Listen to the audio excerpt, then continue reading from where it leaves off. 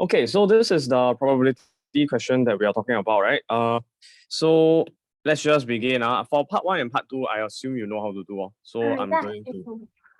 Sorry. Can do. Okay, good.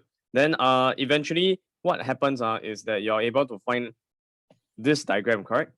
Yeah. Then you can label the area of sort of area. Probability is a bit like area. You can think of it like that. Of each of these sections. I colored it nicely with different colors.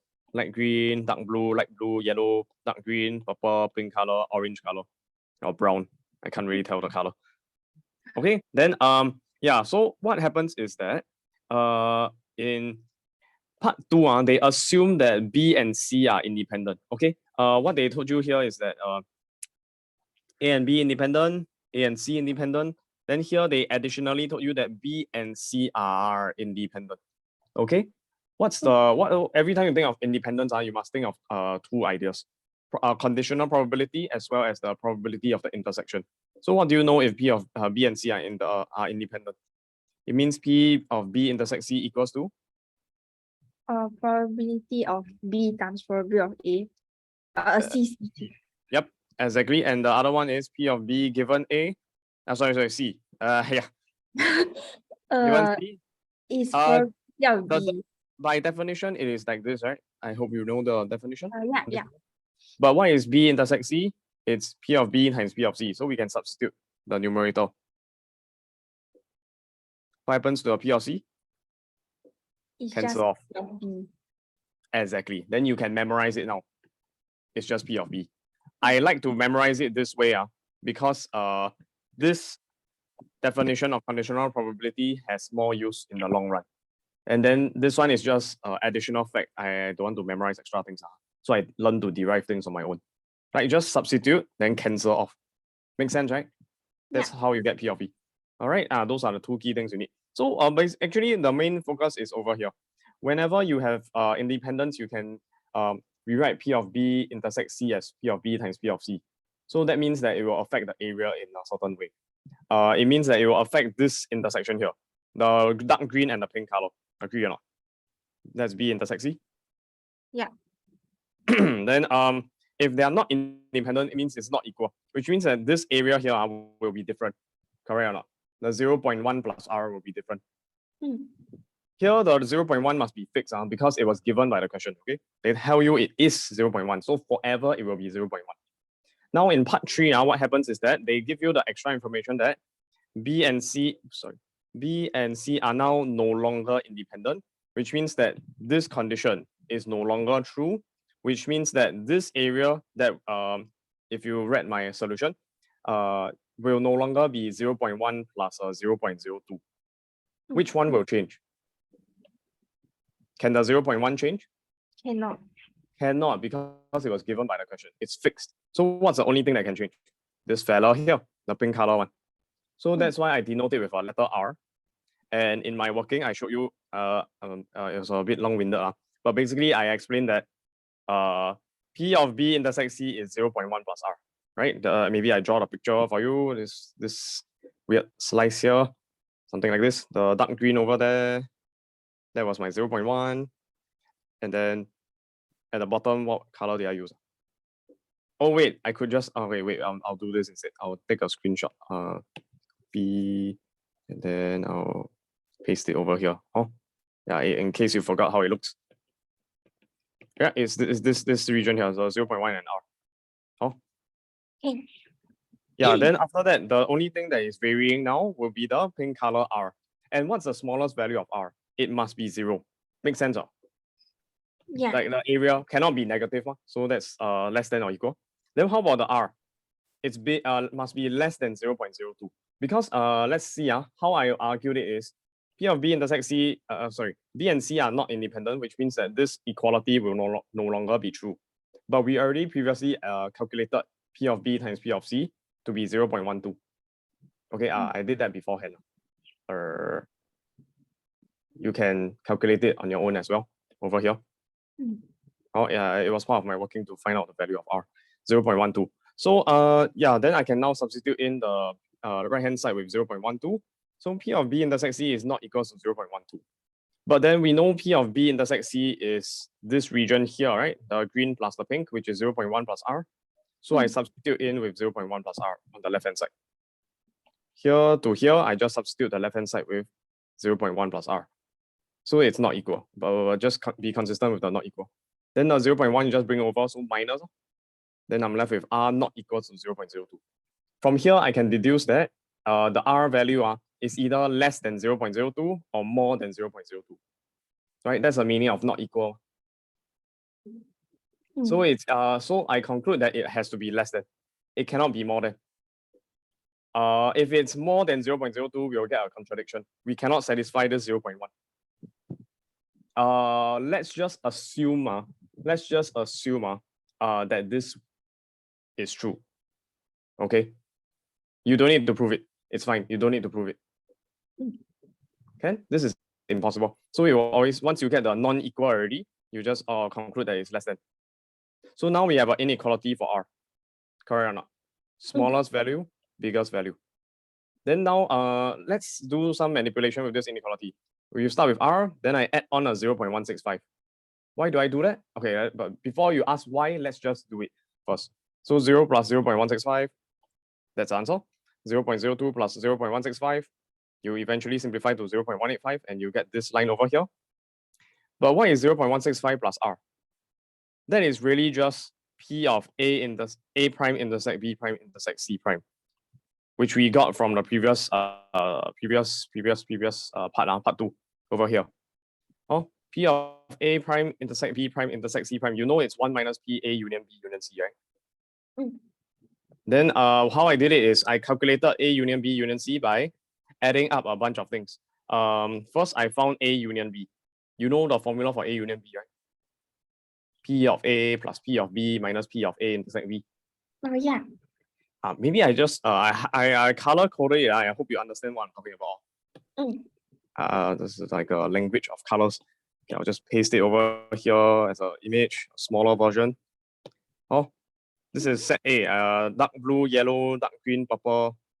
Blue, set B is light blue, yellow, dark green, and pink, so on and so forth.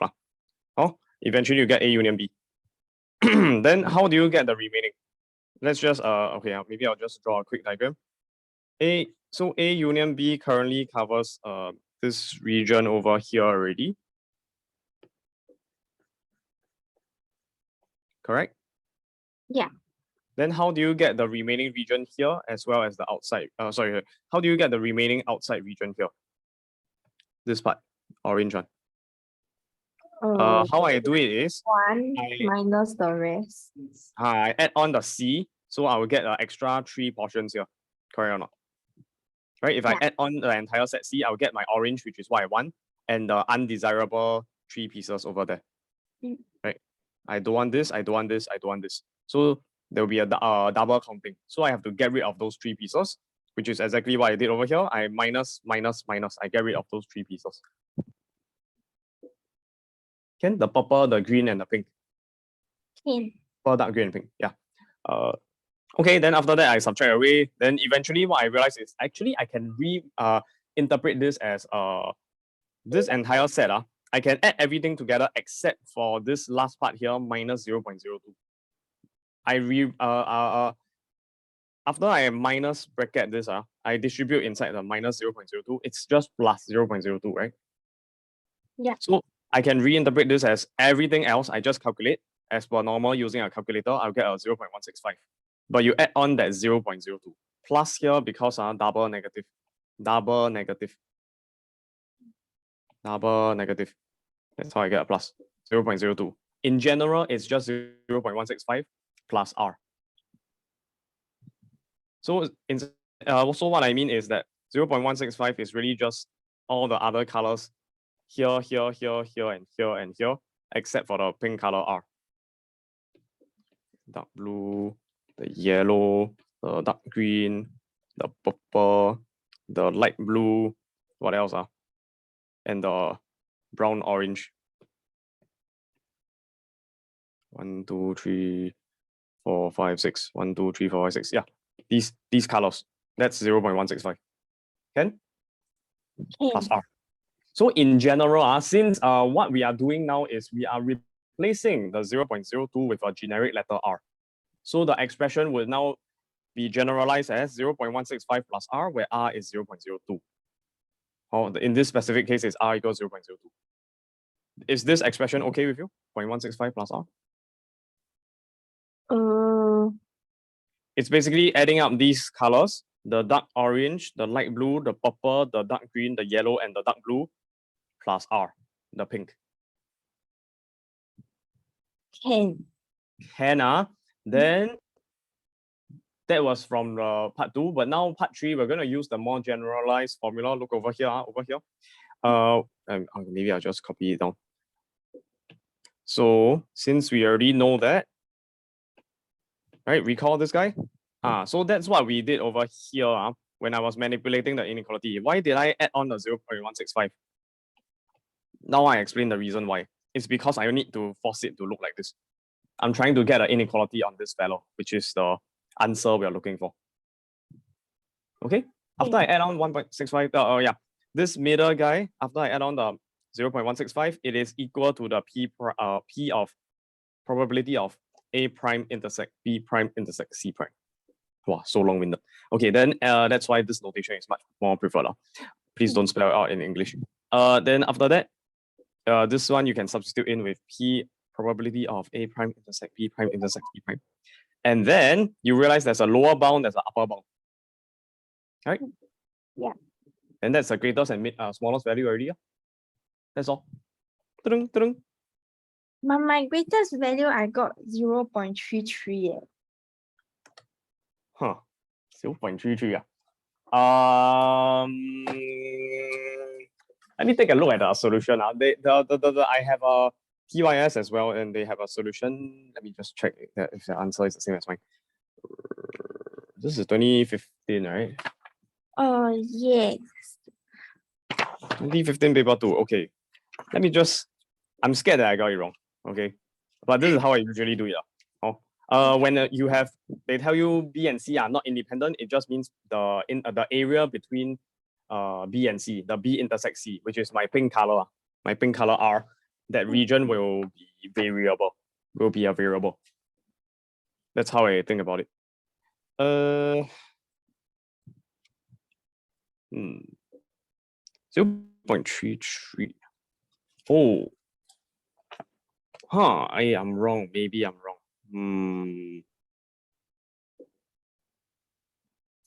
What was my answer again? 165 and 185. Okay.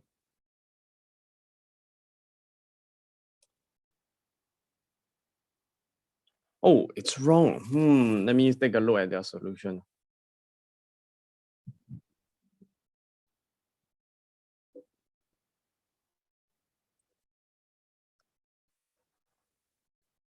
Oh, you can argue it that way.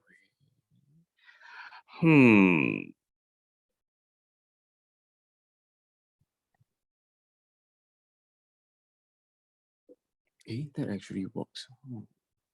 Wait, what's wrong with my argument? Okay, I made the assumption here that it's less than 0.02. This might be wrong. Could it be possible? There is more.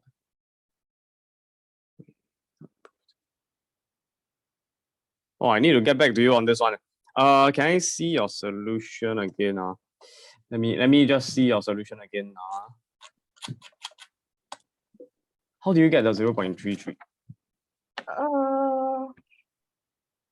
I go and find my solution. Yep.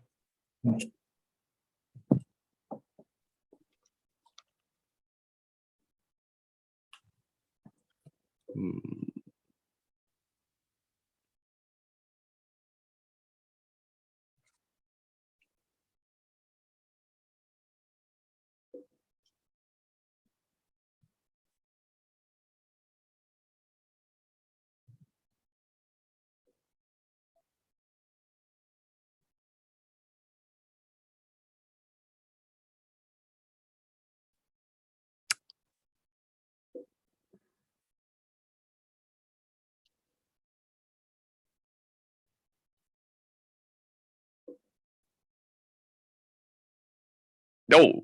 Oh, I got it. Oh my goodness. Oh, I just got it. Okay.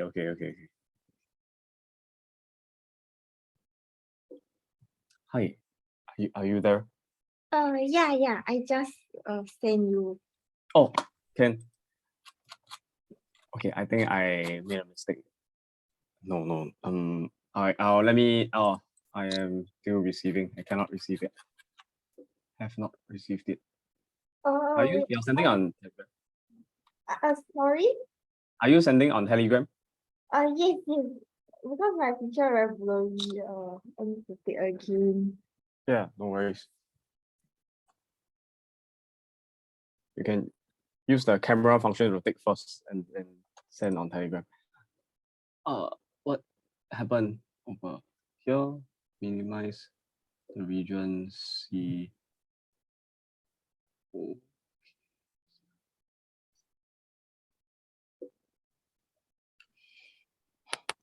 Minimize the region C. Okay.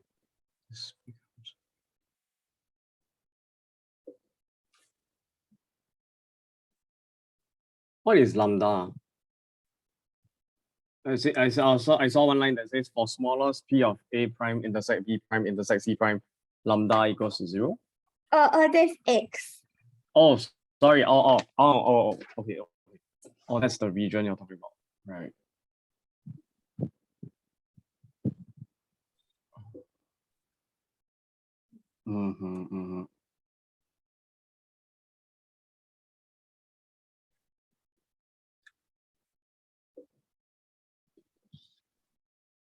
B intersect C equals to 0.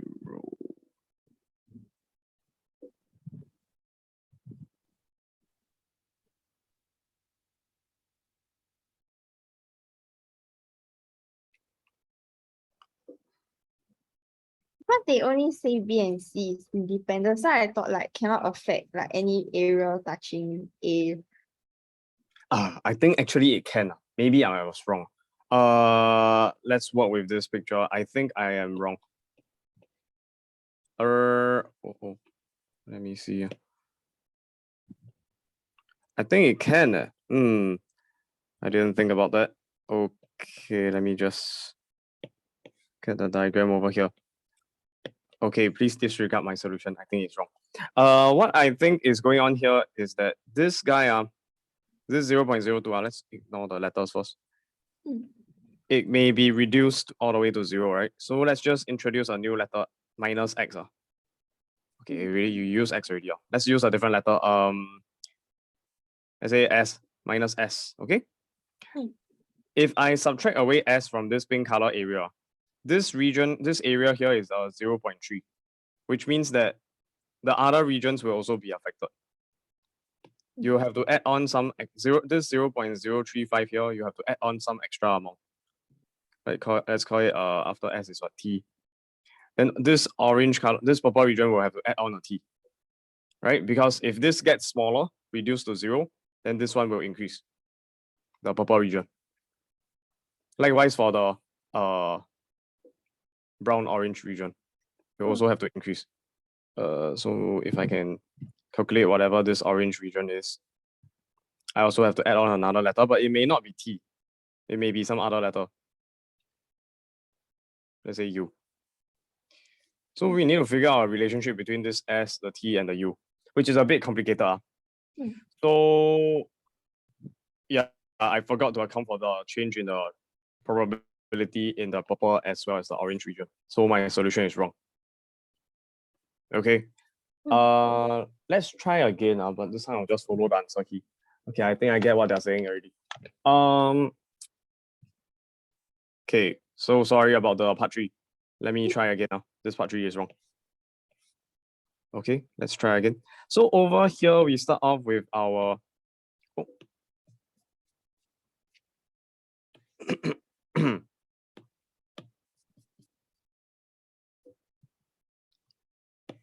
we start off with our set. This is part 3. I'm going to restart.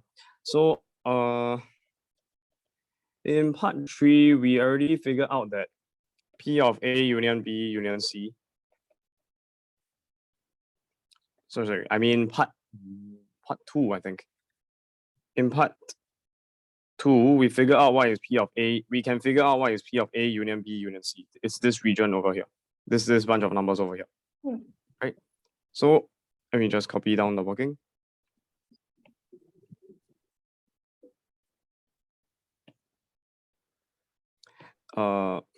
That's a set A, that's a set B, that's B intersect C. Okay, then eventually you will simplify it down into what is it? Let me see. Oh no. I should follow the solution. I'm scared that I'll get it wrong. Let me remove this. Let me try it. Start from on top. Okay. Can. Let's see. So this is A union B, right? You just have to take P of A plus P of B, then you minus away the intersection, the 0.18. Okay. But we are not done yet because there is also this extra region here, the orange color region.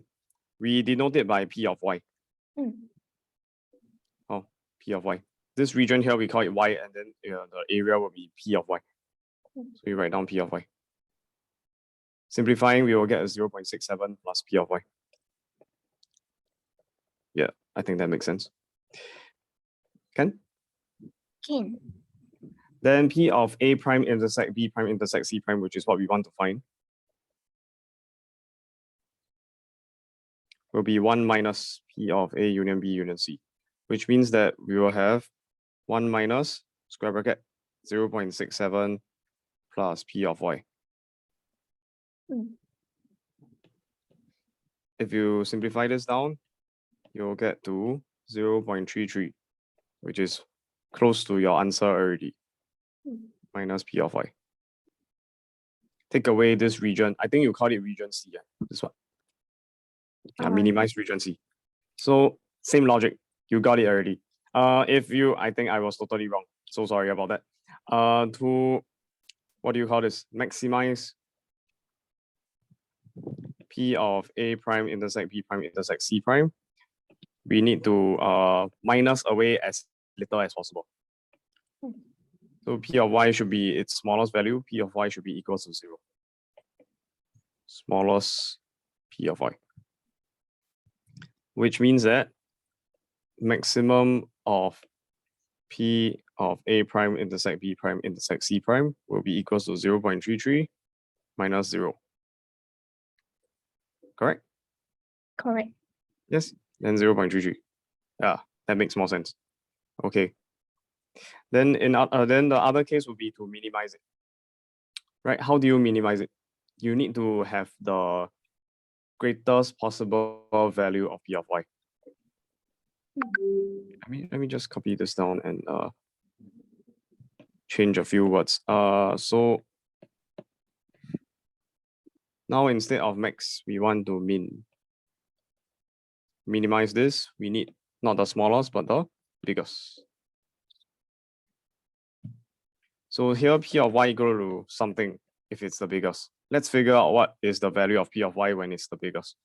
For P of Y, the biggest value occurs when there's this P of X that is equal to 0, which is the region R over here. Okay, so I'm gonna erase this. Instead of calling it a region 0.02, let's just follow the answer key. It says P of X. Okay, which is my R, but I'll just follow the answer key. In this P of X, they tell you that the greatest value of P of Y over here occurs when the P of X is equal to 0.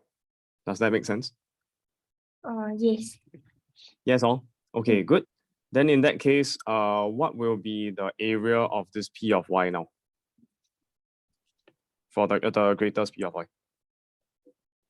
Minus the 0.165. Minus the 0. Slowly, P of Y is this part here. Itself is 0.165. How do we get that? The greatest possible area here, this part, means that you take C, which is 0.3. You minus away the 0.1, you minus away the Q, which is 0.035. And you also minus away a 0.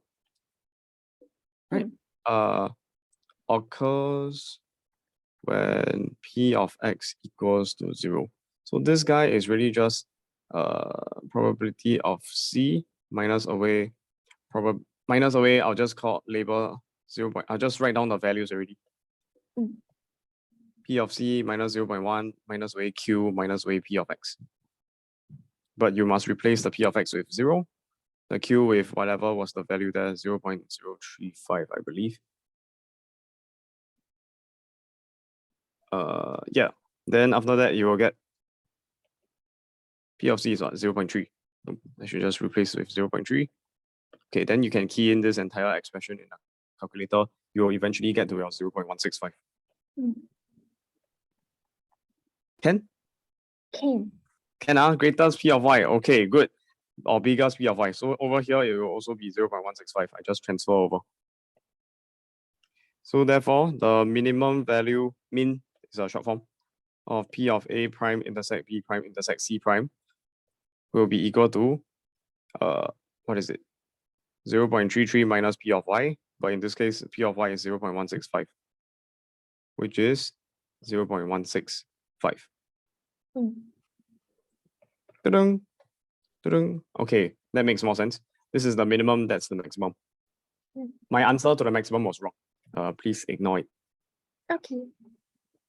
Okay, I'll send you this file later. Okay, Ken, that's for, yes. Sorry? Oh no, I said okay. Hello. Maybe you had a question? No question? No, I think like my mic got problem. Okay.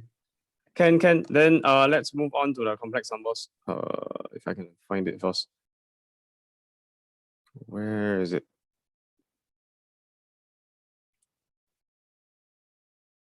This one. Yeah.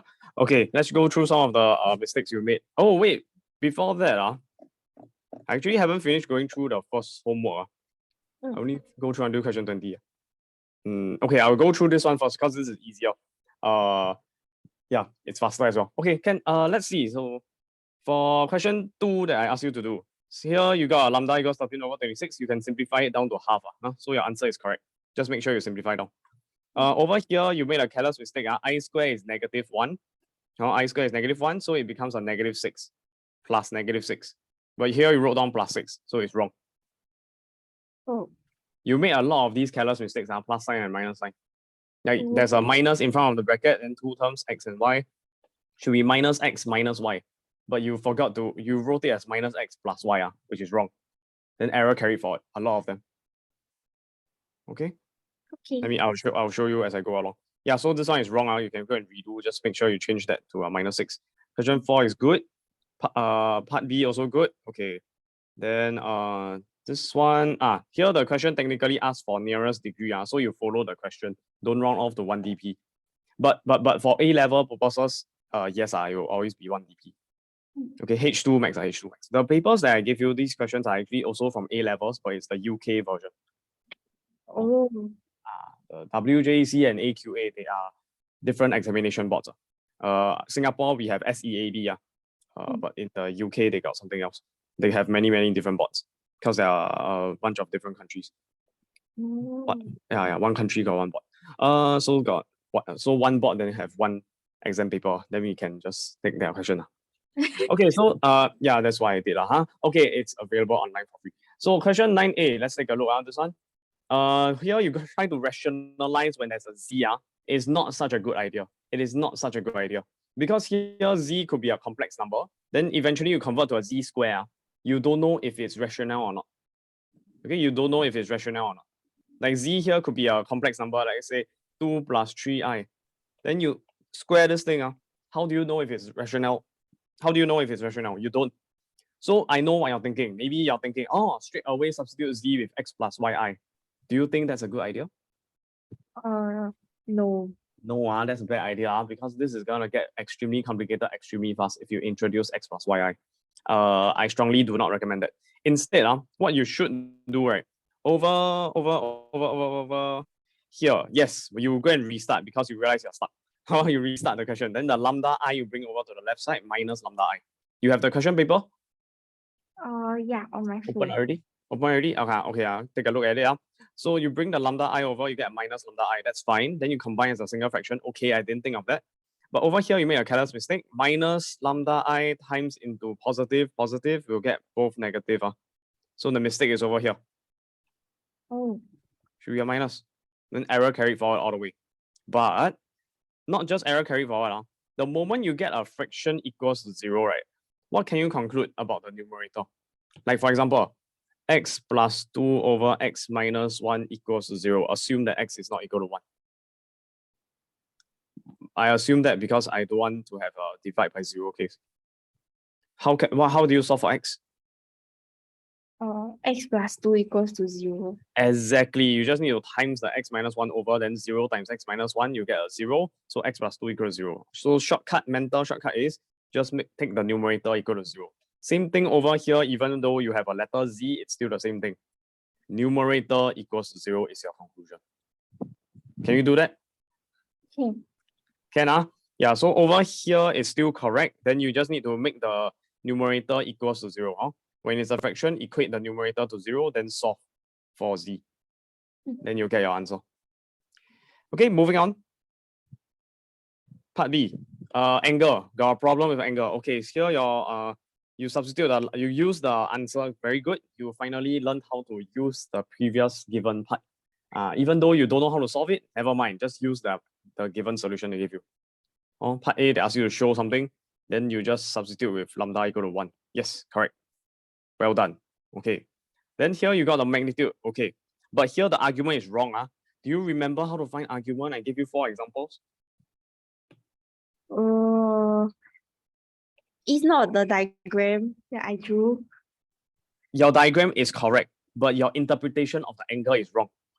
Here, okay, wait, let me erase away my writing. Hey, you draw correctly. Oh my goodness, but you interpret wrongly. Here, you arrow clockwise. What are you expecting? A negative angle. Yes. But over here, what is the angle? This is what we call how many radians? Pi radians. Then how do you find the theta?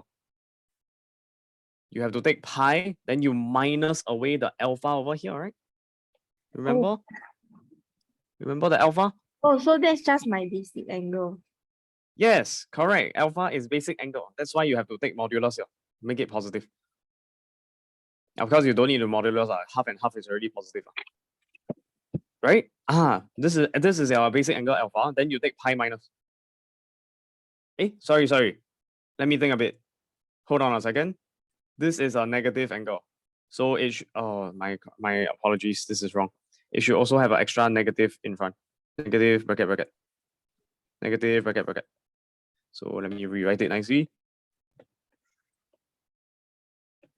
Negative bracket. Right? Because now it's below the real line. So it's a negative angle. Of course, in other words, this is just minus pi and then you plus alpha. Where the alpha is this guy here. Minus pi plus alpha. Same thing. Minus pi means you go you go clockwise by this number of degrees. And then after that, plus alpha means that you turn anti-clockwise by this amount. Then you end back up over here. Okay, so you consistently made the same mistake with your argument angle. Okay, all of them is wrong. Oh no. Yeah. Okay, so 12A, okay, good. You managed to solve for A and B. Good. This one is good. Part B, misconception with argument again. Over here, you got tricked. This is a serious misconception. I thought I mentioned this before already. If you got a minus, you cannot turn into a divide. It's only when you have separate arguments. The only rule that I gave you was argument of like W over Z equals to arc W minus arc Z. It is not the same as arc of W minus Z. Are you aware of that? It's a bit like logarithms. Take a look at logarithms. Right, let's say you have logarithm of x squared plus 1 over x cubed minus 5. It's just this, let's say log, I don't know, base 10. Then it will become log of x squared plus 1 base 10 minus away log of x cubed minus 5. Numerator here, denominator there, but we must have a logarithm. Base 10, sorry. Then it is not the same as if I, let's say, have x squared minus away x cubed. It is not equal to log of x squared minus log of x cubed. Are you aware of that? Yeah. Right? You can quickly check with a calculator. Let's say for example, x equals to, I don't know, 4. Then the left-hand side here will be, let's say it's ln. To make my life a little easier. Or LG also, okay. Long base 10. ln. Let's check. Left-hand side will be equal to ln of 4 square minus 4 cube. Okay, that's a bad idea because the value will become negative. Okay, I'm just gonna change this over here to x cubed minus x squared. But you get the idea, you basically cannot split it up. And I'm trying to convince you that it doesn't work. So let's take a look for log of 4 cubed minus 4 squared. In this case, I use ln. So what do I get? Let's just use a calculator straight away. If I use my calculator, I get ln 4 cubed minus away 4 squared to be 3.87. ... 3.8712010111, so on and so forth. But for the right hand side, what would it be? It will be the ln of 4 cubed minus away ln of 4 squared. Let's see what that value is.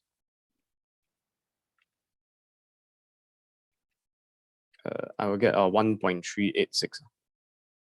Oh, so they are not equal. Convinced? Yeah. Yes, so same thing over here. Ln cannot, that means your argument also cannot. Okay, your argument also doesn't work. Yeah, so here when you have a minus, the trick here is you need to manually find out what is w minus z first. Then after that, you rewrite it in the modulus argument form, the trigonometrical form, or exponential form. Then after that, you take the argument. Okay, you cannot use identity here. So the whole question is wrong. Okay? Okay. Yeah, I'll send you the solution later. So you can go take a look. Question 14a is fine. Okay, just use quadratic formula, nothing much. Then here, you made the two complex numbers reflections of each other. This is okay because here is same real part, and then this one is plus root 3, this one minus root 3. Just like plotting coordinates. Also, they are reflection about each other. So your drawing is accurate. That's good. For this question. Then argument here of z, not so good. Not so good. You have to account for the alpha here. So can you tell me what is it now? Can you try again? What is argument of z? Z is this guy.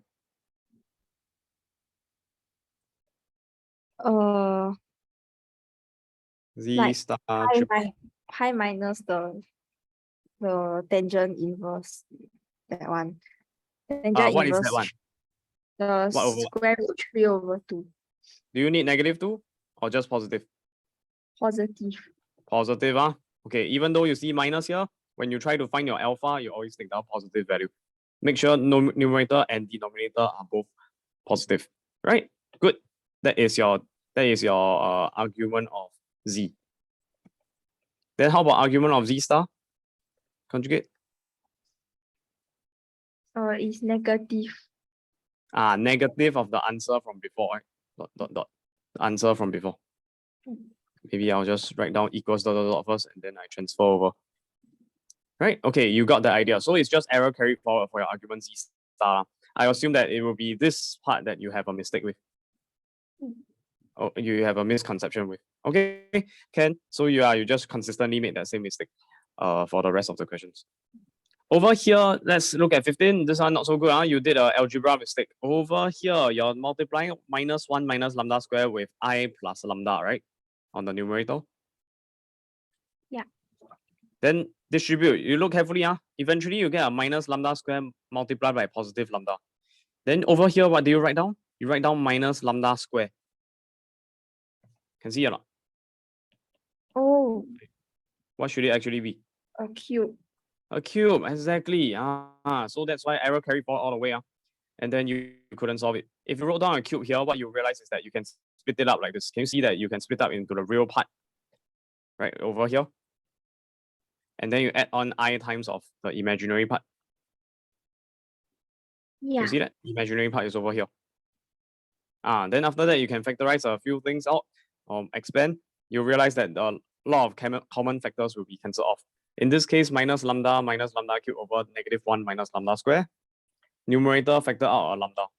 You realize there's a common factor of -1 minus lambda square. They can cancel off. You're left with a lambda for the real part. A lambda for the real part. Then here you plus I times of this fellow. If you distribute the minus sign inside, you will get a -1 minus lambda square in the numerator as well as the denominator. Since they are common factors, they can cancel each other off neatly. Then you're just left with an I. The answer is lambda plus I. Okay? Wait, the splitting up only works because it's the I, like, for example, if I remove the I, can I still split it up into two parts? What do you Can, mean? right? Can you give me an example? Like I'm a bit confused about the algebra. Like, for example, if it's just a real number, like here don't have anything, can I still split it out like that? Yeah, you can. Let's say I don't use lambda, I use x. Minus x cubed. Minus, you say don't have I, bracket 1 plus x square. Of course, you can split it up. Okay, let's say I just make things simpler. This one, -1 minus lambda square, the denominator, you must always stick together as one entire expression. Only the numerator you can split up. So let's say I make my life difficult. I say x cubed plus x square plus x. How to split up? You can split up like this. Minus x cubed over x cubed plus, okay, I'll just make my life a little easier by removing that, plus x square. And then you minus away 1 plus x square over x cubed plus x square. You see, you're just adding fractions, right? If you go from the bottom line to the top line. Oh, yeah. Then but we must learn how to work backwards like this. Okay? Okay. Yes. Then the reason why I split it out like this is because I want the A plus BI format. Okay, A plus BI, IB format. Okay. Yeah. Anyways, you get a lambda plus I. Then after you solve for this lambda plus I, which is your W, you're actually solving a pair of simultaneous equations. So you need to sub back into any of the equations to solve for Z. So you can either have equation 1 or 2, you sub this you sub this value of lambda inside. Then you solve for Z. Can? Yeah. Okay, can. That's 15. Next one, 17. Okay, you got the Z by rationalizing. Good. W also got it. But try to simplify. 15 over 5 is 3, 20 over 5 is 4. Likewise for your other guy. 20 over 5 is 4, 15 over 5 is 3. Anyways, here your diagram is a bit inaccurate. I actually don't know. Your diagram looks almost as if they are reflections of each other, but maybe slightly off. That is good. It should not be reflection of each other. Are you clear on that? Yeah. Oh, they are not reflections, because here is 15 over 5, here is 20 over 5. It should be further out. Here is a 4, here's a 3. You're clear on that? Yeah. Okay, good. Then can you tell me what's the length of each of these guys? Question 17, right? The modulus. Yes, exactly. So let's write it out nicely. Z is equal to 4 minus 3i. W equals to 3 plus 4i. What's the modulus of Z? What's the modulus of W? The square root of 4 minus okay. 4 Simplify. Eventually you get square root of DI write down. DI, which is 5. No, you did not. Oops. Okay. This one, also square root 25, right? 3 square plus 4 square, then you get a 5. Yeah. So what's so special about these two complex numbers? Their length is the same. Same. If they are the same, you didn't label the complex numbers. Do you know you can label the complex numbers like this? This is a point here. You can label as 15 over 5 is what? Oh, that's your 3 plus 4. Okay. You can label this as your W, and then you draw triple line, means equivalent to 3 plus 4i. Label this point like this. Label that point as what's the other guy? Z equivalent to 4 minus 3i. Okay. Yeah. Okay. Then after that, what did the question ask you? I think they asked you about triangle OWZ, right? Yeah. Is it W and Z? Actually, let me just see the question first.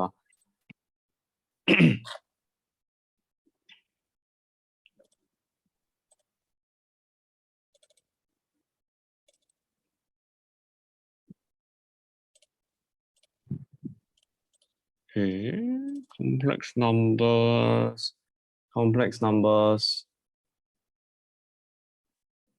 Oh wait, oh this is at Excel. Yeah. Okay. This is question 17, is it? Then if you read the question 17, what it says is the origin O and the points representing Z and W are the vertices of a triangle. Show that this triangle is isosceles and state the angle between the equal sides. So they already told you that it's an isosceles triangle, but you need to show it. How come here you say it's not? I'm very confused. Because like I thought like I saw the 15 out, the 15.5 and the 25 is not the same. We are not talking about just the coordinates. Of course, the coordinates are of course not the same, but the length is the same, right? In a triangle, we care about the length. So we must draw the triangle, isosceles. That's what they're asking you to show. Do you understand the question?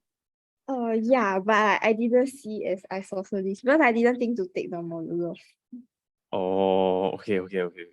Yeah, so this is the point W, point Z, point O, and then you have the triangle over here, OWZ. They're telling you to show that this triangle is isosceles. How you show it is, you say that their lengths are equal, which means that this is really just OOZ, then this one is OW. Since OW equals to OZ, what do you have? Isosceles triangle. OWZ. Okay, then it's shown. That's all. I'll show two lengths are equal, then you get isosceles triangle. That's all. And then you want to state the angle between the equal sides. So it's, of course, the equal sides, I'm sure you can tell it's these two. Then you want to find the angle between them. What is the angle between them? You just have to take the argument of the first guy, argument of the second guy, then you add them together. But of course, let's just do it. Argument of first guy is W. In this case, it's in the first quadrant, so it's just alpha. Right, this is just alpha. If I can just redraw it, this is alpha, that's my W. It will be tangent inverse of the simplified form, which is 4/3.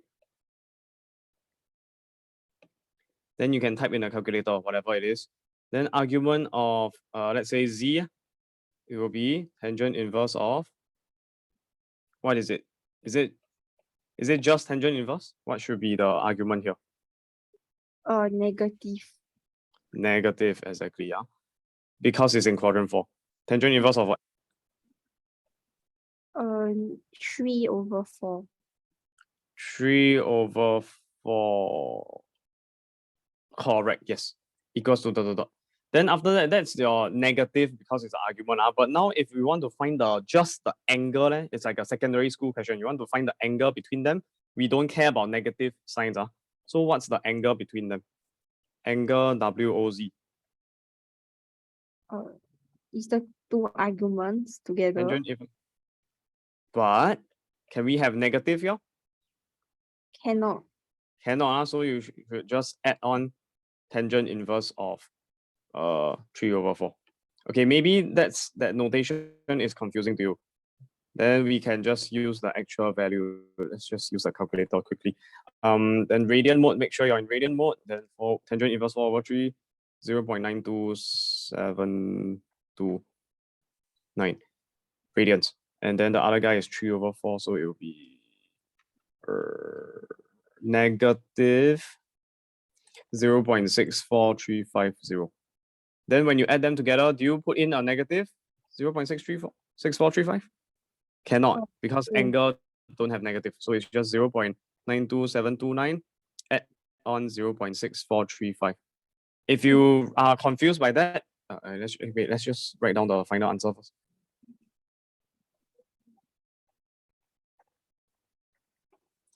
Can you see? Yes. 0.158707. Do you notice that this looks very similar to pi over 2? Yeah. Because it actually is. It is pi over 2 radians. But how do you get the exact value? This one requires you to do a bit of work.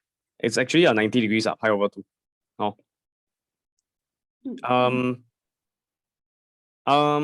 Should I explain this? Okay, you can think of it like this. Oh wait. Part 2 we already established. Sorry, part. Let me read the question first. Over here, actually, this is an extra topic that that's actually in further math already. They gave you W equals to I times C, correct? What is I? I is just EI of what? Theta. No, there's a specific theta. This is 1i, which is 0 plus 1i. Then that means that you can find the R. You can find the theta, the argument. Let's can you tell me what is the R of 1i? Visualize. What's the modular? What's the length of this complex number? 1i. 1. 1, exactly. Don't need any calculation. You go and square root 0 square plus 1 square. It shows a lack of understanding. Complex number. This one is 1i, so of course the length is 1. Don't need to think. Then how about the theta? Always start with the diagram right hand side, the real number line. Then you turn anti-clockwise or clockwise. Which one?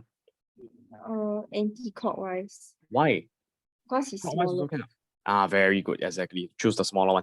So smaller one. What's this angle between the two axes? Pi over 2. Exactly, pi over 2. So in that case, you can rewrite this as cosine. Sorry, the R first, R, which is a 1, multiplied by bracket, cosine what? Theta, pi over 2, plus I sine pi over 2, right? Can you tell me what's the sign over here, as in the SIGN? The formula. What do you see here? Read it for me. Read it out. What do you see? Plus sign. Okay, so you remember the formula is plus sign. Can you remember that? Okay, or maybe here I'm writing it down for you. That's why you can just recognize it. Please remember that it's always a plus. When it is a minus, you cannot convert into a EI theta. Like for example, if I start you off with a minus, you cannot convert into the exponential form. Okay? Remember that you made that mistake in the tutorial question. Later I could talk about it. In the homework one. Yeah, it should be a plus, cannot be a minus. So over here, right, let's simplify. What's cosine of pi over 2? Come on, must remember the cosine graph. Here's how the cosine graph looks. A 0. Exactly, good. 90 degrees over here. Yes, it's a 0. How about sine of pi over 2?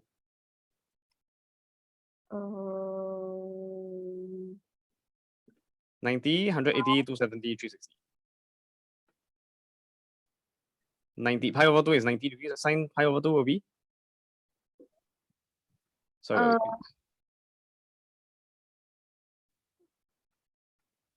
1. 1, yes, it's the maximum value of this graph over here, right? It's over here. So y equals to sine x. Must remember the graph, okay? 0, 1, 0, -1, 0. 1, 0, -1, 0, 1. Multiples of 90, 90, 90, 90, 90. Or pi over 2, pi over 2, pi over 2, pi over 2. So over here, sine of pi over 2 is what? Sine pi over 2 is 1. So you simplify all the way and you will get 0 plus I, which is just get back to the original. Okay, sorry, actually that was a bit silly. I shouldn't be doing that. All I want is the exponential form. Okay, so it's equal to e to the I pi over 2. Is that okay? Oh, yeah. Can. Okay, good. So ei pi over 2. So the answer here is actually just pi over 2. You just need to find the argument. So what happens when you multiply a complex number? Let's say the z here, let's say for example that the z here is equal to R1 ei theta 1. You get maybe I'll just write that down, R1 ei theta 1. You multiply them together, you will eventually get e to the power of I times pi over 2 plus theta 1. Does that make sense? Yes. So what happens to your argument here? Increase. Exactly, you increase. You start off with your theta 1 angle, which is Z, then you plus a pi over 2. You add on pi over 2, means you turn clockwise or anti-clockwise. Anti-clockwise. Anti-clockwise by how many degrees? 90 degrees, pi over 2 radians. Which means that in terms of a diagram, what does it mean? I write down the equation again for you. W equals to I times Z. It means that you start off with a complex number Z over here. Then we just concluded, because this is just adding on a 90 degrees, which means that you have to turn anti-clockwise by how many angle? What degree? 90 degrees. So you end up over here. 90 degrees or pi over 2. Then you end up at W. Of course, they are not reflection of each other. My drawing is not that accurate. Let's just make it slightly more accurate. Something like this. Yeah, this is 3. This is around 4. Okay, which is why the angle over here is 90 degrees. Pi over 2. Does it make sense now? Yes. Okay, technically, this one has been removed from your syllabus. It's in further math. When you multiply by I, last time in my syllabus, 2017, 2016, you have to rotate the complex number by 90 degrees anti-clockwise. Okay, but they may still test you on it as an application. Okay. Okay, Ken, that's this question. Next one. Okay, I spent too much time. This one is totally wrong. Should be inside of this. You can read the solution. Okay, question 20. Again, it's the same mistake. You're just not aware of how to find the argument. Can we try this together? So negative 30 plus 150. How do you find theta here? Is it just tangent inverse? No. You find the alpha. Pi minus the alpha. How do you find the alpha? Actually, what you found here is the alpha already. Right? Okay, so yeah, you know how. So now, do you understand how to find the angle? Can I label it separately? What do you mean? I say alpha equals to tangent negative 1. Then after Tangent that, inverse. then I do one more step is pi minus that one. Can? You mean you write down alpha equals. Okay, so here change to alpha equals, and then after that, instead of writing down the whole thing, you can write down the decimal value 0.46365. You can do that? Can. Yeah. Okay. Cass, you can do that. You can do in 2 steps.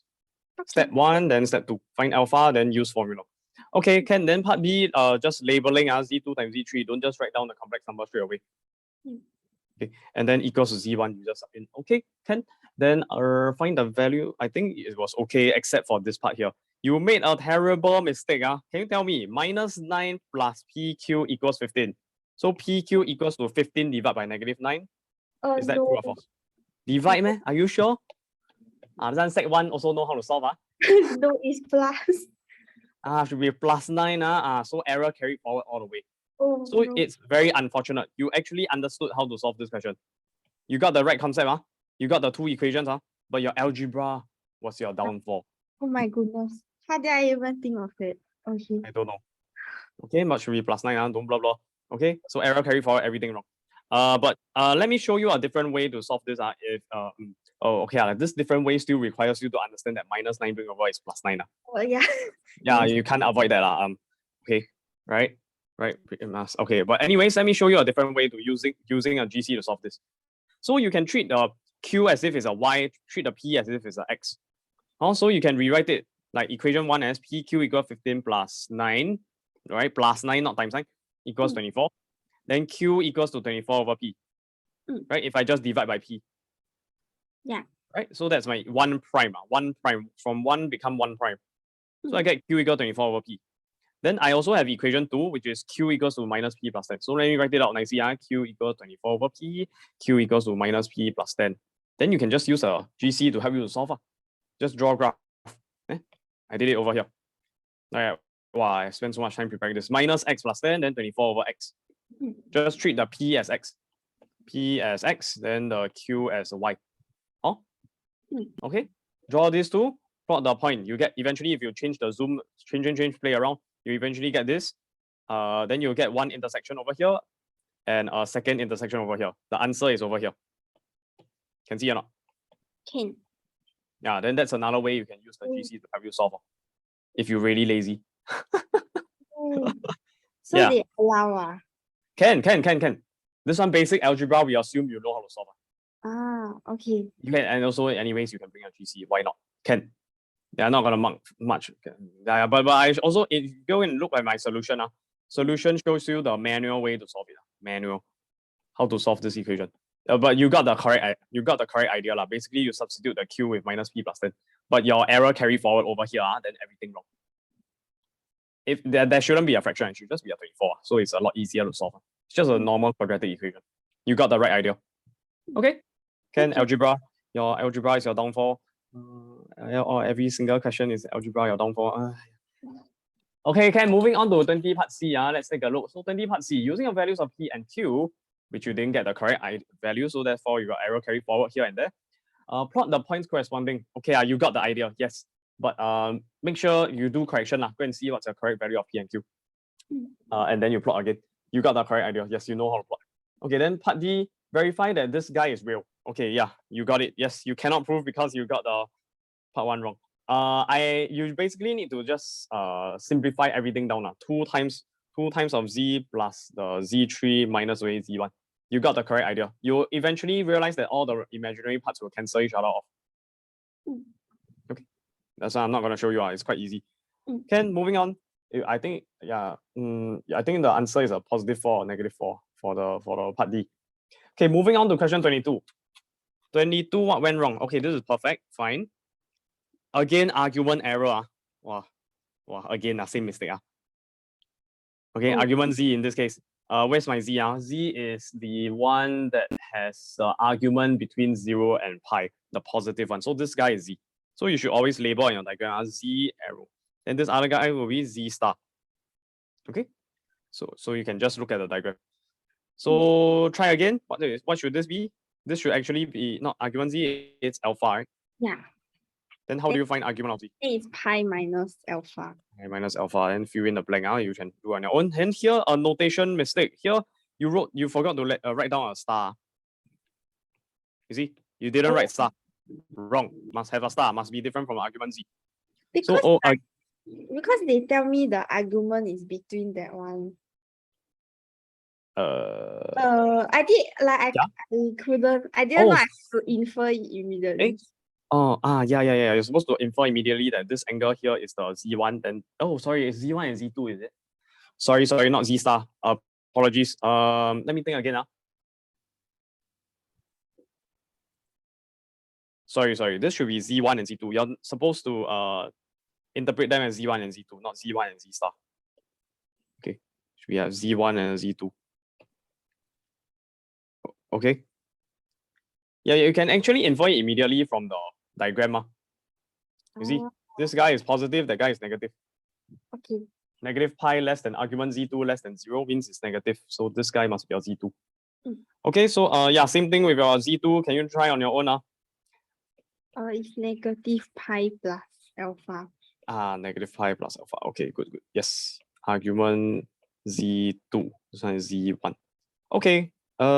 Sorry, I forgot to put an equal sign. Yeah, you can carry on with this one. Moving on. Find modulus Z1 square. Okay.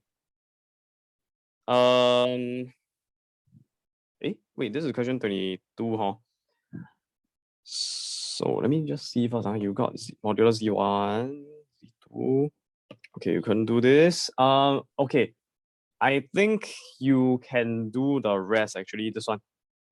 For modulus of Z1 square, actually, you could have answered the question. You could have gotten the mark for part C if you just realize that modulus Z1 square just requires you to take the square of square root 25. Then it's just 25. You lost 1 mark. I guess, if you didn't answer the question. Please remember. Okay. Answer the bloody question. Okay, please answer the question. Square, then you just square it for them. Give them the requirement. Okay, moving on. Oh wait, I forgot to mention one more thing. They actually started off with modulus of Z1 squared So modulus of Z1 square. So you need to use a property. That's why you can take the square outside. Don't need to explain now. Just show them the working can already. Okay, then how about argument Z1 square? Yeah, same. Yeah, you got it. Yeah, you basically have to convert into the REI theta format, and then you square it. How do you square it? This guy square, then the angle times 2. Angle times 2. Reason being, if you got Z1 equals to R1 EI theta 1, I don't know what is theta 1 and R1. You can go figure out yourself. Then Z1 square will be R1 square EI theta 1 times 2. Is this part okay to you? Exponents? Yeah.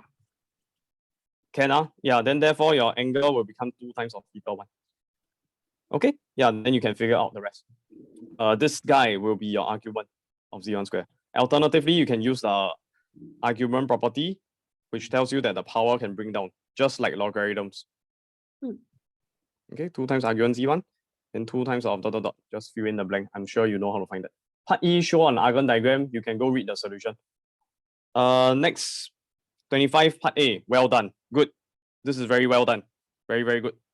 You finally got it. Over here, instead of rationalizing the denominator, you multiply by Z plus lambda I. That's a bad idea. You multiply over.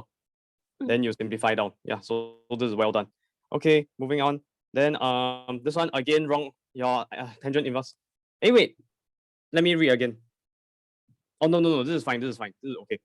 But I got a question here. How come you are assuming lambda is more than 2 again? I can't remember why. Did I tell you that, or was it given by the question? No, I assume myself. Why do you do that? What were you trying to achieve? Uh, Are you trying to avoid dividing by 0? yes. That doesn't work. Because you see, okay, I mean that works, but it's a bit too restrictive. Lambda over 2 plus 1 is the denominator, agree? Yeah. You don't want this to be equal to 0. So essentially you set it equal to 0. Then you solve for lambda, what do you get? -2. Oh. So if you don't want it equal to 0, you don't want it to be -1 and don't want this to be -2. That's all you need. Everything else will work. Here you restrict it to more than +2, a bit restrictive.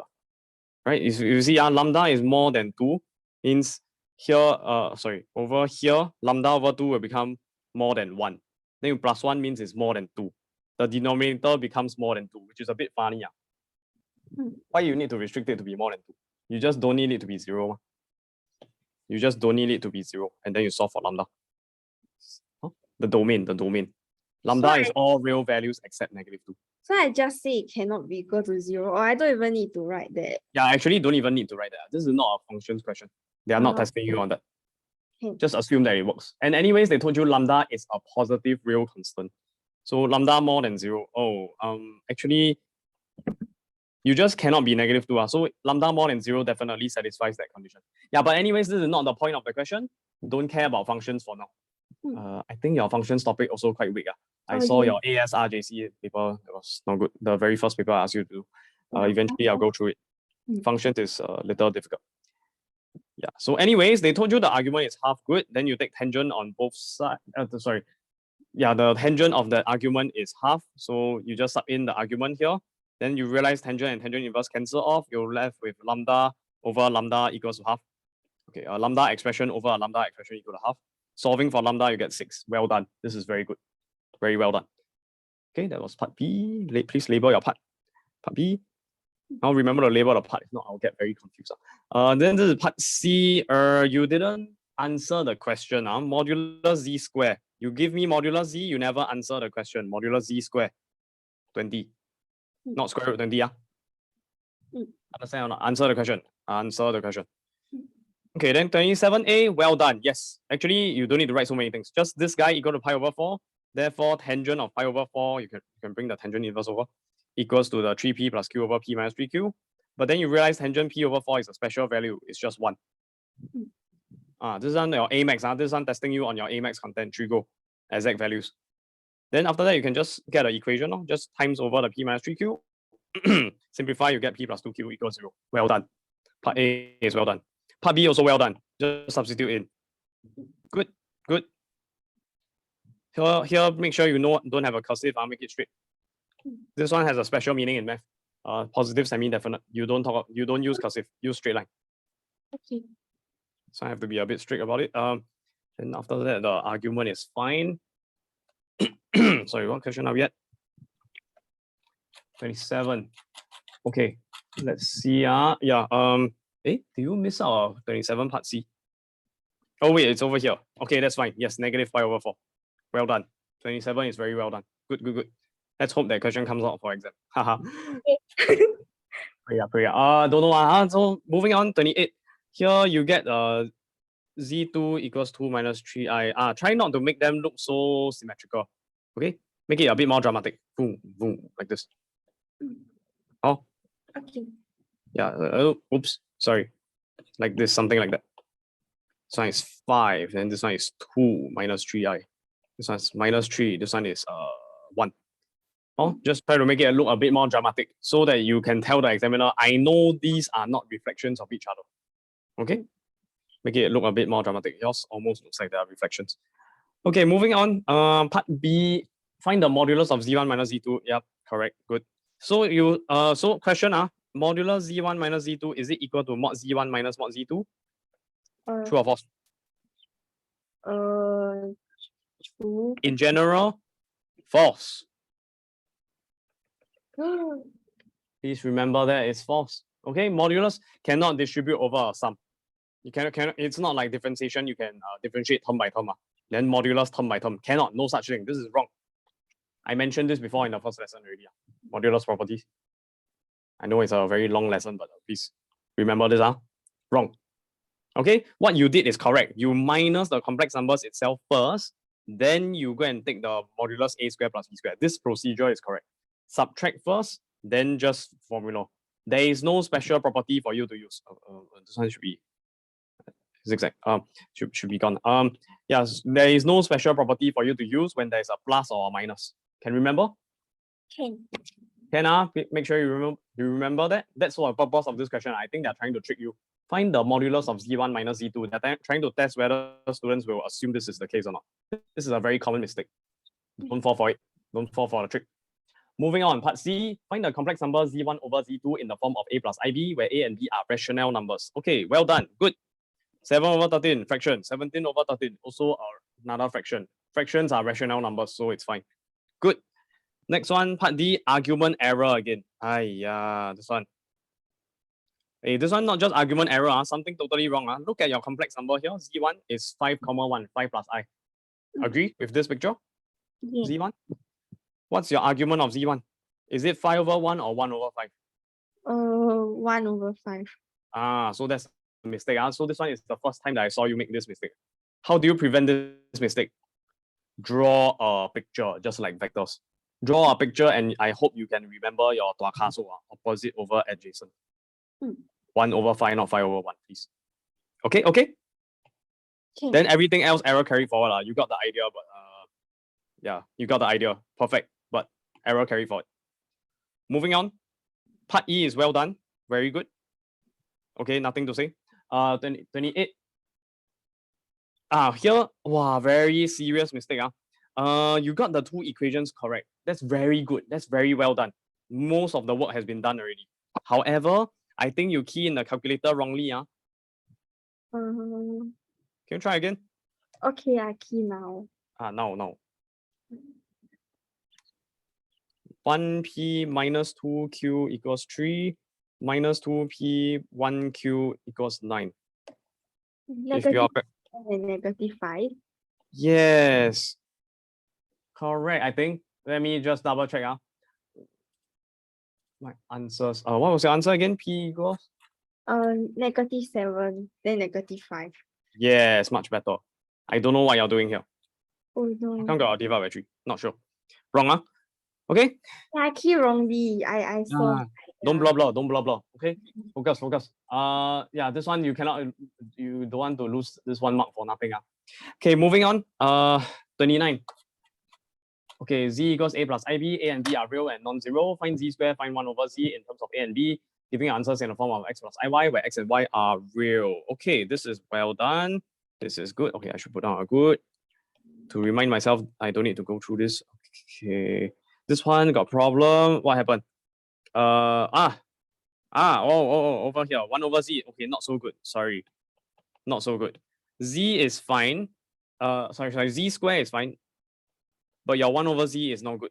Shouldn't be a minus, should be a plus. I think so. Is it wrong? Is it wrong?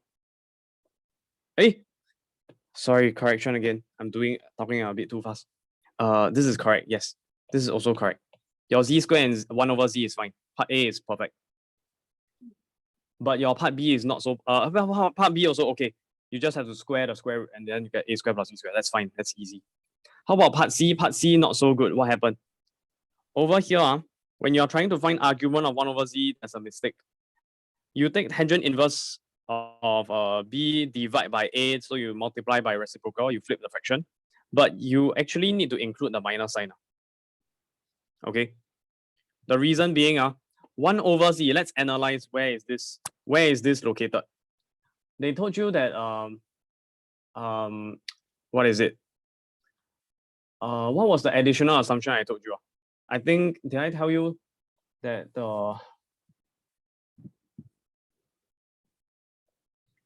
I kind of forgot what I was saying.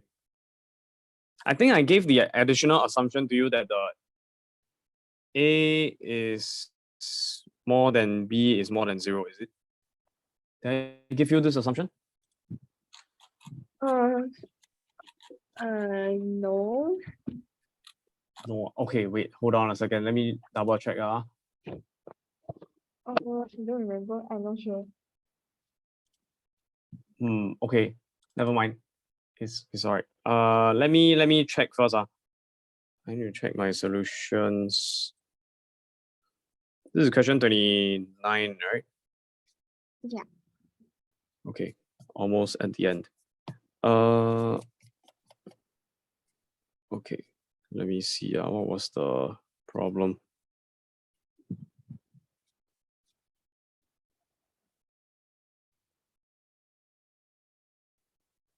Part C, did they mention anything about?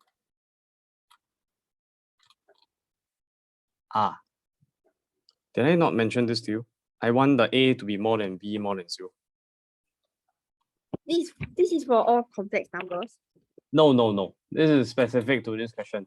This question, they didn't give you enough information to solve. So I additionally required you to have that.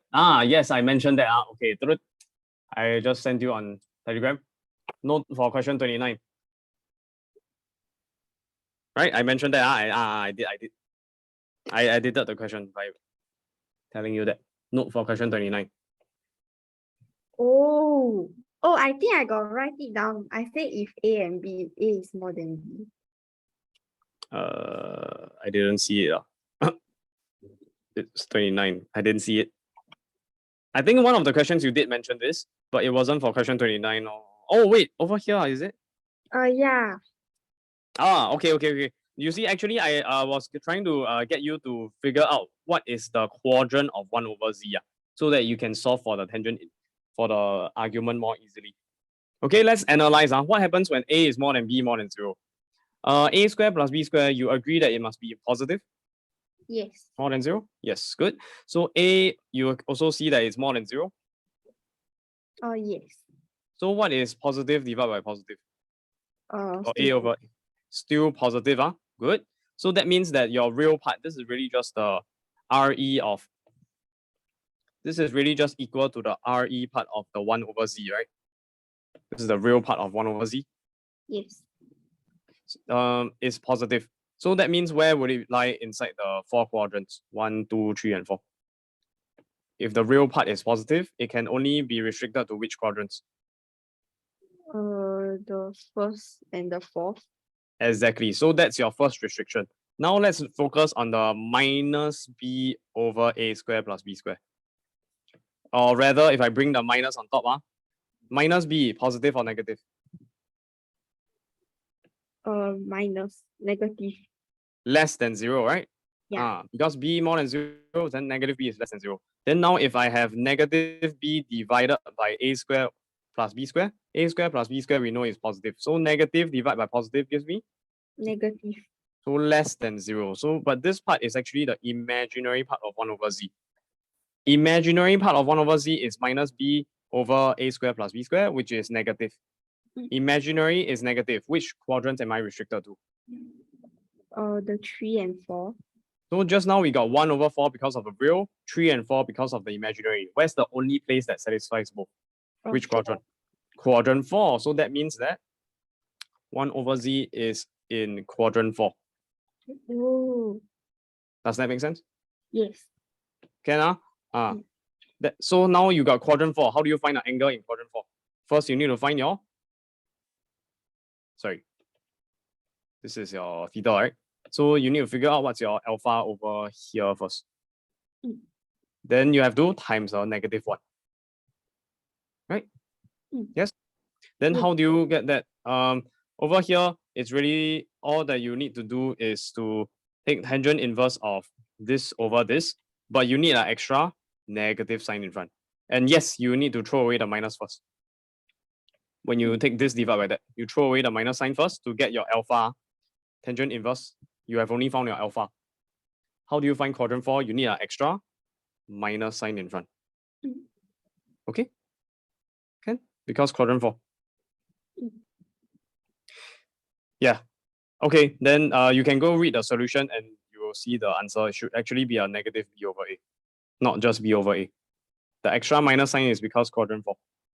Okay? Okay, good. Next one, part D. No need to use vectors here. Oh my goodness. Very scary. Don't use vectors here. A bit overpowered. Let me show you the solution. 29 part D is over here. You got the, what is it saying? They're telling you that on the Argand diagram, you have a point P that represents the z square, which is a square minus b square plus 2abi. You found that already. And the point Q represents 1 over z. Over here, which is a over a square plus b square, and add on a negative b over a square plus b square I. This is, they're telling you collinear. Collinear means these 3 points are point O as well. All lie on the same straight line. In geometry, not vectors. When we say collinear, we mean the gradient and the gradient is the same. Okay? And by the way, let's say I do a quick example.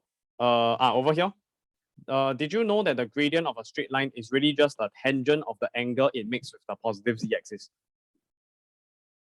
Which is really just argument of a complex number z. No. Tangent will give you the gradient. Let's see. Let's look at an example. This one is like sec 2, sec 3 Emax stuff. Let's say you got an equation of a straight line y equal half x plus 1. So I draw the line for you. Let's say it also passes through 2 points. Let's say 0, 1 and 3, 2.5. Right? You just sub in x equal to 0, you get 1. Sub in x equal to 3, you get 2.5. This part clear? These 2 points, okay? Can. Then we are gonna zoom in on this. We'll label these 2 points as point A and point B. So I zoom in. Can you see a right angled triangle? Can. Do you realize that this length here is 3 and this run here is 3 and this rise here is 1.5? Yes. Then of course you can find the gradient already. y1 minus y2 over x1 minus x2. It's half. Right? This is using gradient formula. But you can also realize that, how do you find gradient? It's rise over run inside a right angled triangle where let's say that this angle here is theta. Isn't that just opposite over adjacent? Yes. Rise over run, opposite over adjacent. Well, what's opposite over adjacent, Picasso? Tangent. Tangent also, therefore tangent of theta will give you rise over run 1.5 over 3, which is half, which is your gradient. So the final conclusion is m of AB, the gradient of the line AB, is tangent of theta. Make sense? Yes. Can. So we're going to make use of that fact. The gradient of a line is tangent of the argument. Or rather, tangent of argument. Arc Z. The angle that it makes with a positive z-axis. Anti-clockwise is positive angle. So over here, what I did is I draw a dotted line from this point, and then I label an argument 1 over z. Then what I wrote down is, if PO and Q are collinear, it means the gradient of QO and PO is the same. M of QO is gradient of QO. M of PO is gradient of this other segment. They must be equal. Agree? Yes. because they lie on the same straight line, their gradient is the same. So what is m of qo? It's just tangent of the argument of the point q. From the argument of the complex number at point q. So it's tangent of argument 1 over z. And we figure out it's negative b over a from part C. Remember the negative, quadrant 4? Oh, yes. Yeah, but okay, maybe I drew the diagram wrongly. Yeah, it should be like this. My q should be over here, quadrant 4. Oh no, that's bad. Let me redraw my diagram. Sorry about that. It's okay. Yeah, let me just adjust this. So we'll get a straight line, maybe So something like this. is collinear, I just Gradient know- equal gradient. Okay. Gradient equal gradient. That's all. And that's my point P. Okay. My argument I need to redraw. It should be something like this. Okay. Then carrying on, you say that the next conclusion is MPO is tangent of argument z square, which means it will get 2ab over a square minus b square from part C. Okay. Just b over a. Can so far? Okay. Okay. So now we can ignore the diagram already. We already know gradient must be equal gradient. So this must be equal to this. We'll get this equation. Clear so far? Yes. And then read the question again. Using your answer to part C or otherwise, show that if P, O, and Q are collinear, then 3a square equals b square. That's our final conclusion. How can we do that? Just algebra. Let me show you. A square minus b square cross over. A also cross over. What do we get? Negative b times a square minus b square. 2ab multiplied by a. 2a square b. So far, so clear? Yes. Good. Multiply out the bring the minus b times of whatever to the other side. You get 2a square b plus b multiplied by a square minus b square equals 0 with brackets. Clear so far?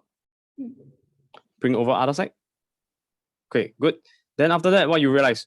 Common factor of b. So I factor out the b. Then I'll get b multiplied by square bracket 2a square plus a square minus b square. Is that okay? Yeah. Okay, simplify a bit more. 2a square plus a square minus b square. Okay, don't need simplify. Now I know that there are two factors multiplied together equal to 0. What times what equals to 0? 0 times 0 will give you 0. Okay, either one is 0, the other is not. The other is 0, the one is not, or both are 0. That's just represented by this or logic. If you did a bit of programming and coding, have you done it before? No. Okay, okay, never mind. Don't need to know. You just need to know you must have or. When you got something times something equals to 0, it's either first guy equals 0 or second guy equals 0. Or must be or, not and. Then this one we have to reject because we know b is more than 0. I told you that a is more than b is more than 0. This was given. So you can reject this.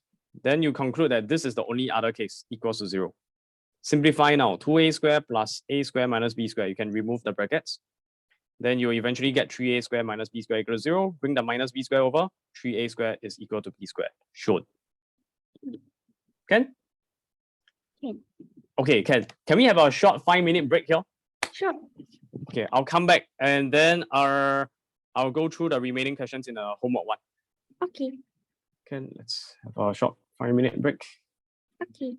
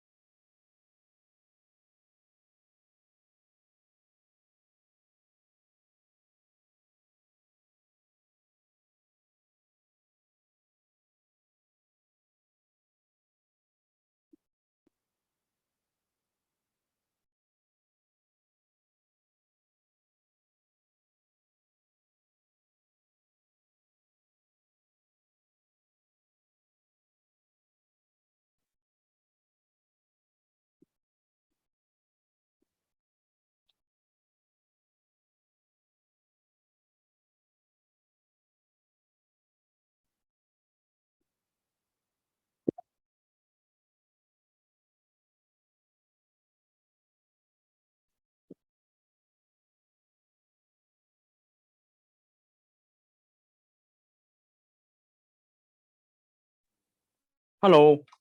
Hello. Yeah, let me share screen. Hold on a second. Let's resume.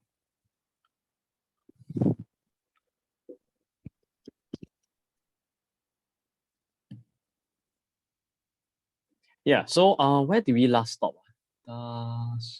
Did I go through question 19 already? The alpha, beta, and C.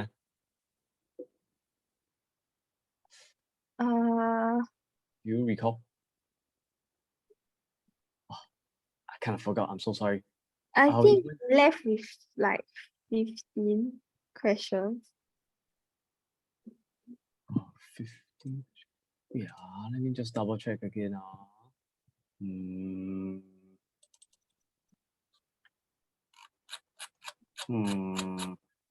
How many questions were there in total again? There were 25 questions, 15 questions. Oh, I only covered 10 questions, is it? Does this look familiar? Yeah, the theorem one. Dubois theorem? Then we went to do the trigo thing. Yes, correct. Wait, that sounds familiar. Yes, I did go through the trigonometry. So probably we stop here, is it? Yeah, around here. Okay. Can. Do I need to go through this? Okay, I guess not. Okay, then question 18, let's see. You have the question paper with you? Yes. Open it up. Okay, let's just look at question 18. Okay, I put a good there means it's correct. Then I guess I don't need to go through question 18. Yeah, question 19. What happened? Question 19, you want to solve the quadratic equation. So, right, I remember going through this. Yeah, you missed out 2 zeros. Yeah. Here you just made a careless mistake. Instead of -100, you wrote down -1. So actually you could have just used a GC for this one. Then you can get the 2 answers. Okay, moving on, part 2. 1 root of the equation x power 4 plus 4x cubed plus x squared plus ax plus b equals 0, where a and b are real, is x equals to -2 plus I. X equal -2 plus I is one of the roots of that equation. Find the values of a and b and the other roots. Okay, what do? You use conjugate root theorem straight away. Not so efficient. A faster way would have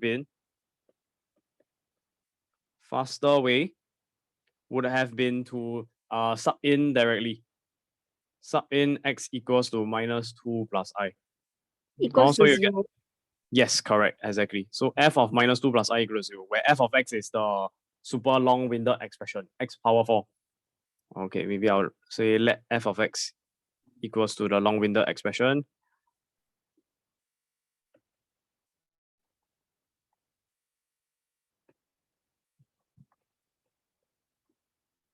This guy, and then you can just sub in everywhere that you see a x. This one doesn't have x. You just replace with a 2 plus I. Okay, replace with a -2 plus I. Then you equate to 0, solve for the a and b. Compare real and imaginary part. Okay. I can show you the solution also. Let me find it first. Not this one. Where did I put it?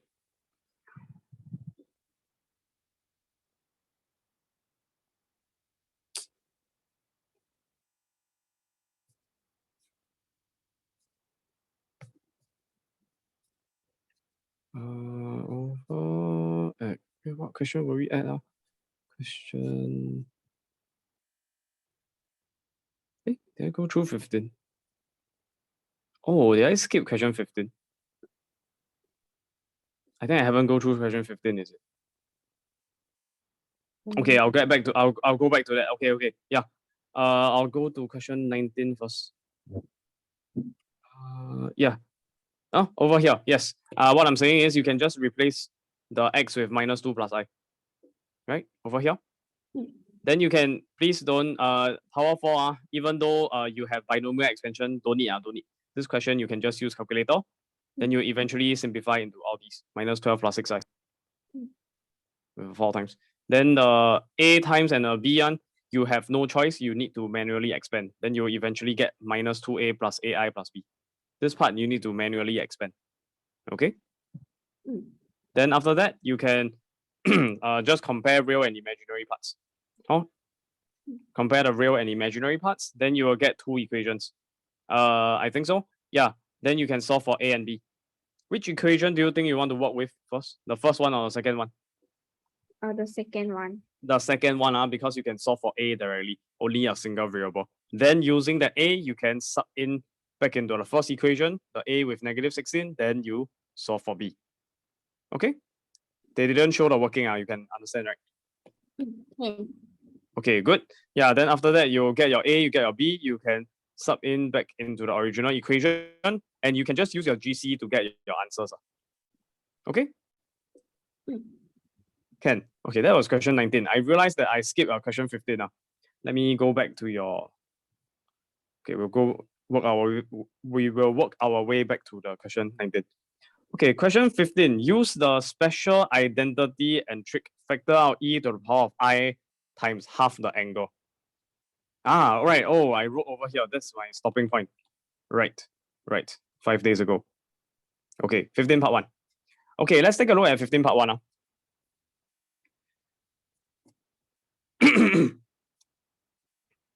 Sorry. Okay, let's read the solution.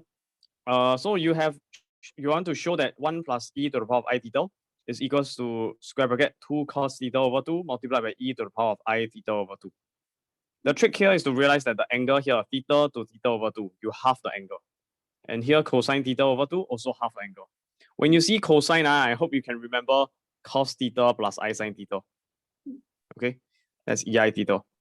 Definitely need to use this. But of course, here is theta over 2, so you should replace the theta with theta over 2. Exactly. Yes. Next, let's just go into the solution. So, how do you do it? The trick here is to factor out e to the power of I half the angle. You must memorize this trick. Very common trick.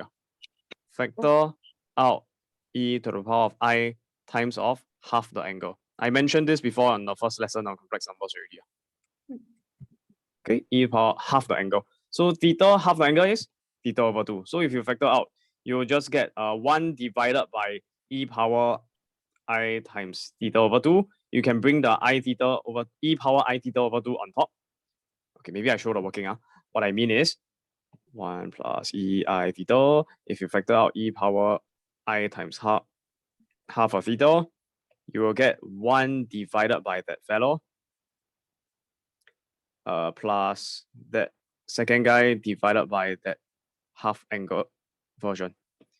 Does this make sense? Yes. You just divide, right? So if you bring on top, you will become a negative. I theta over 2, bring up, you become a negative I theta over 2. Here, same base E, but different power. What do? You subtract the power. So you get, if I show a bit more working, this one bring up, so it becomes a negative I theta over 2. The second guy is plus, same base E, but different power. So I theta minus I theta over 2. You can factor out the I, right? Okay, maybe I'll just show the working at the top. Factor out the I, you get theta minus theta over 2. Is this part clear? Factoring out the I? Yes. Then what's theta minus theta over 2? It's just theta over 2, which is what you get over here. Can? They skip a lot of steps. They skip a lot of steps. I hope this is clear to you, how to go from here to here in one line. Yeah. Can or not? Can? Can. Okay, good. Then what we can do next is you can use the trigo formula already. Here, I gave you some identities, but if you cannot remember, please instead remember the trick here. E to the power of whatever, you can just rewrite as cosine whatever plus I sine whatever. So that's what we're doing here. Cosine whatever plus I sine whatever. Okay, they skip another step. Cosine of negative theta over 2. Right? Remember, remember the formula? Here? Yeah. Take note that it's always positive I times some angle. So over here, there's a positive I multiplied by what's the angle? Is it just theta over 2? It's negative. It's negative theta over 2. So it should actually be expanded as the first term. Purple one is cosine negative theta over 2 plus I sine of negative theta over 2. And I hope you remember your negative angle identities. Cosine of negative theta is just cosine theta, and sine of negative theta is just negative sine of theta. Okay, you're using these two, and you simplify. So cosine negative theta over 2 is just cosine theta over 2, using this first identity. And the second guy, sine of negative theta over 2, sine of negative theta over 2 is just factoring out the minus. So minus sine of theta over 2, minus sine of theta over 2. Can? Okay. Okay, good. So that's how you have a minus.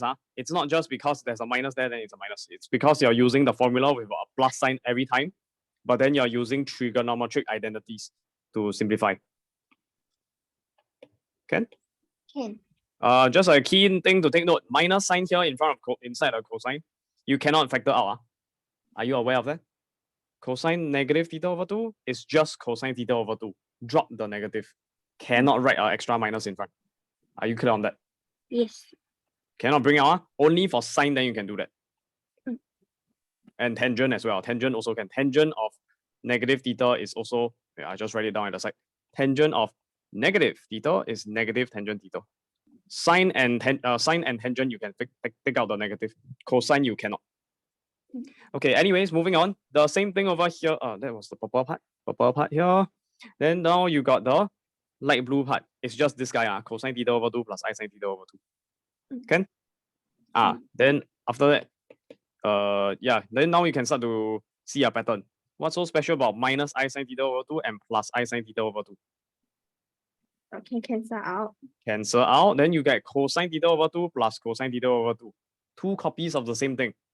That's just 2 times of cosine theta over 2. Inside the brackets, multiplied by EI theta over 2. Shown. That's it. Okay? Okay. Can. Okay, moving on. What is the next question? They're asking you complex number W modulus R and argument theta. Complex number W star, which is conjugate of W. You got P equals to W over W star plus 1. Extra. I don't know why they have to always be so extra. I give you an extra plus 1, make your life difficult. Then they want to state the modulus and argument of P. How? Okay, I know what they're doing. They're trying to test you. Modulus of P equals to modulus of W over W star plus 1. Can you split it up like this? No. Cannot. Very good. You didn't fall for their trick. Well done. Okay. So now how do we deal with this? Usually the trick is to just use the exponential form because it's easier to work with. So W you write as REI theta. W star you write as REI negative theta. Is this part clear to you? The negative theta? Yes. Oh, the conjugate will always have a negative angle. Yeah. Because they gave you modulus R and argument theta. That's why you can do this. REI theta. You know the R, you know the theta. Yeah. So moving on, we need to simplify this. So notice that the R can cancel off.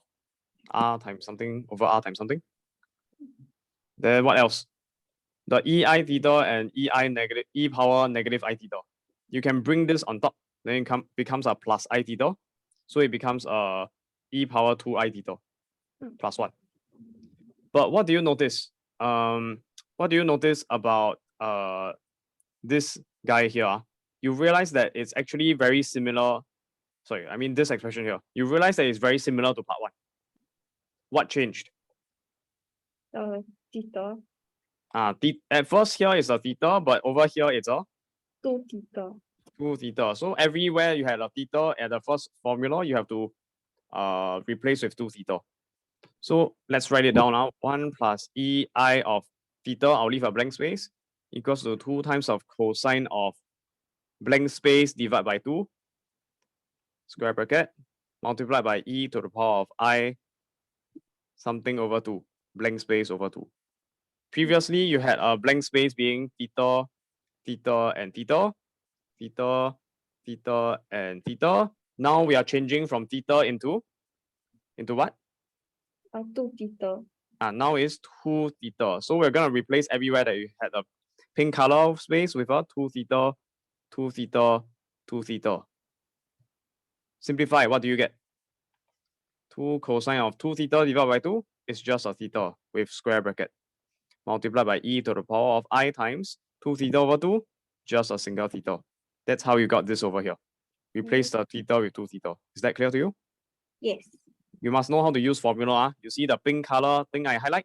Replace everywhere you see with you see a theta with 2 theta, 2 theta, 2 theta. Chicken egg, chicken egg, chicken egg. 2 times chicken egg, 2 times chicken egg, 2 times chicken egg. Chicken egg with a line in the middle. Okay? Okay. Good. That's how you get this. We are not done yet because now you need to find the modulus of P. Remember the question? Modulus and argument. Okay, so, sorry. Yeah, find the modulus and the argument. So now we have to find the modulus of this P. You got P equals to 2 cos theta times EI theta. So what's the modulus of P? It will actually be modulus of a product of 2 cos theta with EI theta. Which means you can split it up. Remember, modulus of A times B is always equal to mod A mod B. So same thing over here, you can modulus 2 cos theta multiplied by modulus of EI theta. Can you tell me what's the modulus of EI theta again? It's 1. Yes, it's just a 1. This is just equal to 1. So you can essentially multiply by 1, so you ignore it. Okay? This is just equal to the modulus 2 cos theta. But what do we know about the theta in this case? It is Oh, what? it's less than pi over 2 and more than 0. So where is it? Quadrant. 1. Yes, it's in quadrant 1. So what do you know about what do you know about a complex number who's in quadrant 1? The theta here is the same as your alpha. Yes. Right. Then what happens to your cosine of theta? Positive or negative? It's positive. Exactly. So if cosine here is positive, 2 is also positive. 2 positive and positive is still positive. Do we still need the modulus? Don't need. Exactly. That's the only time after you can mathematically prove that it is positive, then you can drop the modulus. So now it's just 2 cos theta. Okay, remember last lesson? Is it last lesson? Can't remember if it's last lesson. But you cannot anyhow drop the modulus. Yeah, I think that was I was marking out paper. And I mentioned before, you cannot anyhow drop your modulus. Okay? You can only drop it if you know for sure that the inside expression is positive. Like for example, let's say you're solving an equation like this. Have you done this before? Solve for x. You open up the modulus, what happens? X plus 1 equals to plus minus, right? You cannot just anyhow drop it because you need to consider 2 cases, plus minus. Then after that, you minus 1, which is minus 1 minus 3 or minus 1 plus 3, which will simplify to minus 4 or positive 2, right? You cannot anyhow drop the modulus. You can only drop it if you know for sure that the inside is positive. Otherwise, you need to consider 2 cases. But here, don't need to consider 2 cases because we know for sure that the theta is a quadrant 1 angle, which means the cosine of a quadrant 1 angle will be positive. Right? ASTC, if you remember. Yeah. Yeah, A quadrant 1 means all are positive. So we can drop the modulus. That's how you get 2 cos theta. How about the argument of P? Argument of P would be what? Argument of P would be a argument of a product again. What do you know about argument of a product? Just like logarithms. Log of a product is? It's like 2 cosine theta plus in I theta. Like it's plus. Like the argument of the 2 cos theta plus Argument. Exactly. Perfect. Good. Make sure you got the argument. Don't just write down plus. Don't just write down plus. In the blue color, it must also have the red color one. So argument of 2 cos theta, what is that? Well, it's just a real number, okay? 2 cos theta is just a number. So you can think of this as 2 cos theta, that's your A, plus 0i, bi. So in terms of a complex number, it's over here. This is 2 cos theta. And that's the complex number. It's plus 0i. Okay? So what's the argument? What angle does it make with the positive axis? 0. 0, exactly. So this guy is actually just equal to 0. plus, it's not equal. Argument of EI theta, what's argument of EI theta? 1. Huh? That's the modulus, huh? Hey, don't blah blah. Modulus just now was 1. Argument, angle. REI theta. Argument is chicken egg. There. Theta. Yes, it's just theta. That's why you get theta. Okay, argument P equals to theta. Understand? Oh. Okay. Can Okay, good. Can. Moving on. So now you got part 3. Wait, hold on a second. Let me see the question. I can't remember. Given that P power 7 is real, so imaginary part equals to 0. Please here you see IM of something, you don't go and bring down the power. No such thing. No such thing. Okay, no such thing. Please don't do that. Find the possible values of theta. Okay, let's see how did they do it. They tell you that argument is different from imaginary part. Different. See here argument you can bring down the power. Okay, 7 times of argument P, which is 7 theta, as we have found the argument P from before. Okay, so 7 theta. But since this is real, we know 7 theta equal to K pi. Do you know why? Because no. This is modulus, that is argument. The P mean now this is because this is a very common question actually. Please don't try and memorize this. Instead, maybe you should do the working. If you know modulus, you know argument, you can rewrite as REI theta format, right? The REI theta. In this case, R is the modulus, which is 2 cos theta. It's just a real number. This is the R multiplied by E power I of theta. In this case, is just a theta, which means that you can rewrite as 2 cos theta multiplied by cosine theta plus I sine theta. Agree or not? Yes. But what's the when we tell you it's real, it means imaginary part is 0. So how do you get the imaginary part? It's this guy multiplied by I sine theta equals to 0. Okay, or rather you don't even need the I. It's just 2 cos theta times sine theta equals to 0. So we can write that down as 2 cos. This implies that 2 cos theta multiplied by sine theta equals to 0. That's the imaginary part. The imaginary part of P. But sorry, I realized I made a mistake here. Maybe I shouldn't have considered just P. I should find out what is P power 7. Right? Because the question is asking about P power 7. So I need to modify my equation, should be P power 7. So it will become everything power 7. This guy is 7 theta.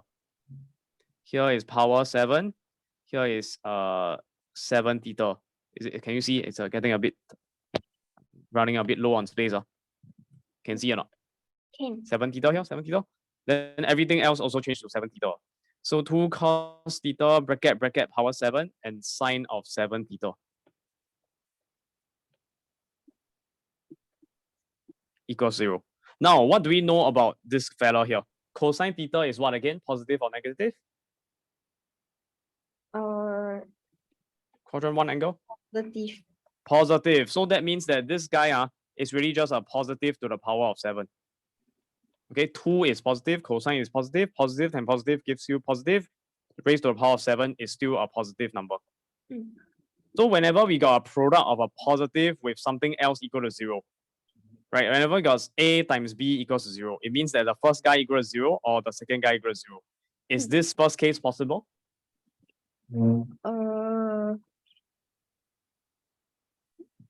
Impossible, because we just concluded it's positive. Or more simpler way to think about it is solve for sine of 7 theta now. You just get 0 divided by 2 cosine theta bracket power 7, which is just a 0. So you got sine 7 theta equals 0. How do you solve this equation? Just treat the 7 theta as one lump and remember how to draw sine curve. Where is it 0? When is it 0? 0, pi, 2 pi. Let's continue. 3 pi. Let's continue. 4 pi. Do you start to see the pattern? Let's continue. 5 pi. Can you see the pattern already? 5. Next one, 6 pi. Oops, sorry, wrong direction. 7 pi, 8 pi, 9 pi. What's the pattern? It's K pi. Exactly, well done. So that's how you get 7 theta equals to K pi, where K is an integer. So they just write down in one line. All this, they just explain in one line. Can understand? Can. Can, good. After you try many times, maybe you can reach this speed, just write in one line. But for me, I cannot. I usually go through this logic. I like to expand as RE I theta first, and power 7, and then I figure out what is the exact imaginary part. It's 2 cos whatever, 2 cos theta power 7 multiplied by I sine of 7 theta. But you can throw this away. Just focus on the sine 7 theta equals 0. Sine 7 theta equals 0. Over here, sine 7 theta equals 0. Then after that, you solve for theta. So 7 theta, the angle inside is k pi. So now you can try to figure out, what's the question asking? I forgot already. Let me see. Find the possible values of theta. Okay, can. So you just want to solve for theta, which means that theta will be equal to k pi over 7. But the k must be integers, so you can sub in with 1, 2, 3. The reason why you want to sub in with k, 1, 2, and 3 and not -1, -2, -3 or any other values is because of this restriction on theta. It must be in between, it must be inside quadrant 1, more than 0 degrees, less than pi over 2 radians. 0 radians, same thing. Or 90 degrees. 0 degrees and 90 degrees. Okay? By the way, just now I draw this diagram. I only show you the positive values. Of course, you understand that there's also the negative ones, right? The graph also goes on in the other direction. Yeah. So that negative pi, -1 pi, -2 pi, -3 pi, -4 pi. You know that, right? Yeah. I didn't show you. Oh, okay, good. Yeah. So in general, it's just k pi. K can be any integer. You know what's an integer, right? This guy. Yeah. K. Sorry, my ugly handwriting. Sorry. It's Should be like this. or positive. Yes, correct. Basically, all the whole numbers, plus and minus as well. 0 as well. Okay, can. So that's how you get the 3 answers here. Clear? 0 is an integer. 0 is an integer, yes.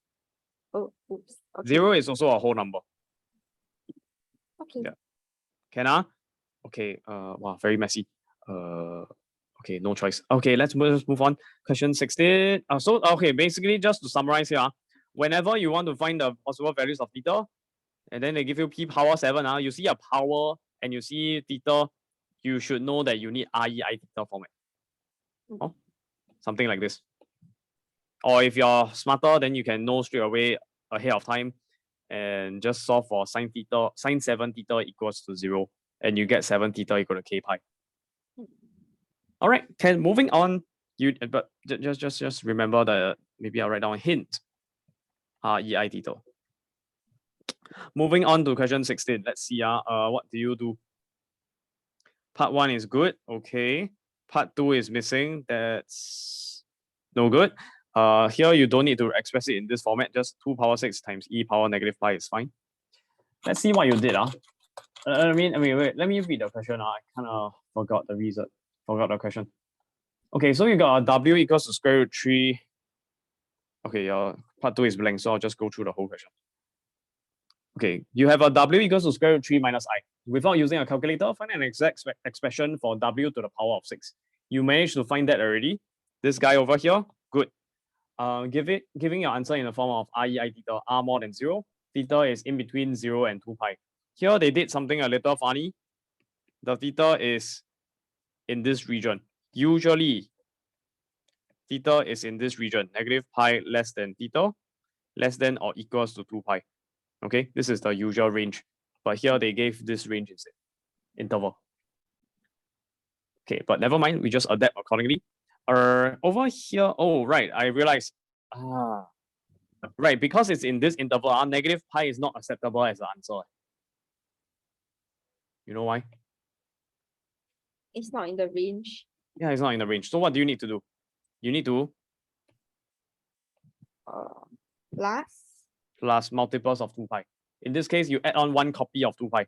Sometimes you need to add a second copy of 2 pi. So you add 4 pi or 6 pi or 8 pi or minus 2 pi, minus 4 pi, minus 6 pi, so on and so forth. Multiples of 2 to get into the range. But here, you just need to add on 1 copy of 2 pi and you're done. Typically, you only need to add on 1 copy. Usually. Okay, so your answer, sorry, I marked wrongly. This is wrong. This is not okay. I'm so sorry. I forgot. You need to keep it in the range. negative pi not inside the range of inside the given specified range of 0 less than equals to theta less than 2 pi. Okay? Yeah. Okay. So add on our 2 pi. Okay, good. Then alternatively, I don't think I want to go through that. Oh, sorry. It was quite loud. Mic test, can you hear me? Can. Okay, good. This one you can go read on your own. You're using argument properties, power 6 bring down, and modulus properties. Okay, it's the same thing. I'm just going to move on to part 2. So for part 2, without using a calculator, you want to find the 3 smallest positive whole number values of n for which w. Okay, I need to remove this. I can't see the question.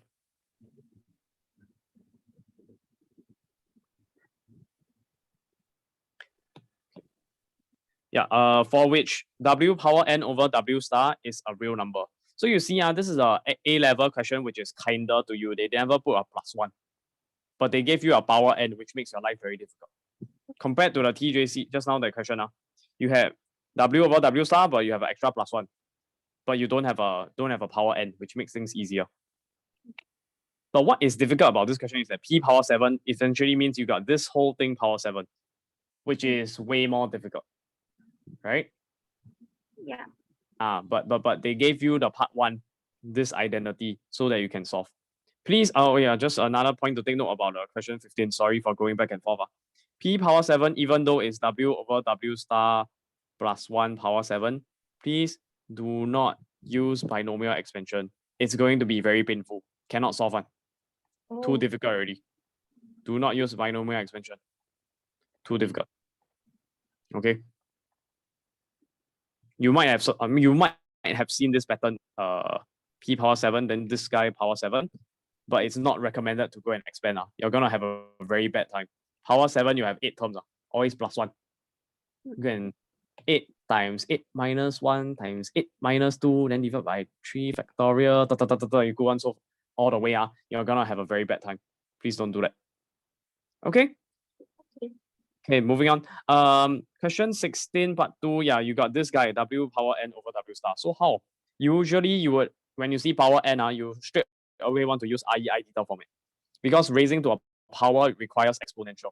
Easier to work with exponents when you got a power. So that's what we're going to do. W power n, we're gonna rewrite it like this. Can understand or not? Can. You're basically figuring out what is W. W is 2 EI negative pi by 6. That's actually from this argument here. Do you know how you get a negative tangent inverse? Yeah. Straight away, when you see W equals whatever, you should draw the real and imaginary part. Then root 3 minus I, you figure out where is it? Quadrant here, right? Quadrant 4. Root 3 and minus I. Then where's your argument? Over here, your argument, your theta. Then that means you have a negative of the tangent inverse. Rise over run. So it's 1 over root 3. Then you have a negative. Type in a calculator. Actually, you cannot get an exact value on a calculator. You need to memorize this pi over 6. Let me just draw a quick diagram for you. This is the triangle you should remember. The equilateral triangle, 60 degrees here, or rather, I'll use radians pi by 3, cut off in the middle by a perpendicular bisector. So here and here is same length. Over there, and also it's 90 degrees because perpendicular. Then there will be pi by 6, 30 degrees. I'm gonna force the radius here, the length of each side of the equilateral triangle to be a length 2. Since this is perpendicular bisector, you will cut in half. So this length here is 1. 1, 1. Okay, I erase the 2 as 1, 1. Then by using Pythagoras theorem on this triangle, 2 square minus 1 square, and then you take a square root, you'll get the remaining length here, square root 3. Then from there, you can work out the tangent inverse of 1 over square root 3. 1 over square root 3, opposite over adjacent of pi by 6. So that's why you get pi by 6. Right? Tangent pi by 6 is 1 over square root 3. So of course, tangent inverse, you'll get the exact value of pi by 6. Pi over 6. Is that clear? Yes. Can exact value. You can't use a calculator. The calculator won't give you exact value. You need to know this triangle or you memorize. Can? Can. Okay, moving on. This is A level, so they expect you to know the exact value. Cannot escape, must memorize one. So over here, you got R, you got the angle. That's your W. How do you find W power n? You just raise to the power of n. Power n, and then power n means you multiply the angle. That's how you get the numerator over here. Not done yet. Now you want W star.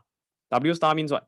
Means you're gonna copy down the W again, but this time the angle. What happens to your angle? It's positive. Becomes a positive. Exactly. Good. W star. Okay. Times -1. Okay, good. That's how you get this positive angle here. Then after that, you can just simplify. 2 power n divided by 2 becomes 2 power n minus 1. E power something. Divide means you subtract the pi by 6i. Then you can factor out the common factor of I. Then you get minus n pi over 6 minus away pi over 6. This part okay? Yes. Angle? Can Then what did they tell you about the Wn over W power n divided by W star? It's a real number. It's a real number. So over here, it's a real number. They wrote it over here. It's a real number. It means that your imaginary part is equal to 0. Yes. So let's figure out what is the imaginary part. Do you understand how they got this? Yes. Okay, I cannot work it out immediately. I need to work with the exponential form and convert into the trigo form first before I can figure out. I don't really know what they're talking about here. So let's figure out. They're skipping a lot of steps. So over here, I will focus on the e power whatever. Just ignore the 2 power whatever. It's not important. Focus on this guy. I'm going to simplify the expression within the brackets. Here, it will just be a negative over 6 of n minus 1 times pi. Agree or not? Yes. Can see n times pi minus pi. Actually not very accurate. Let me think carefully. Let's do it step by step. Minus n pi over 6, then minus pi.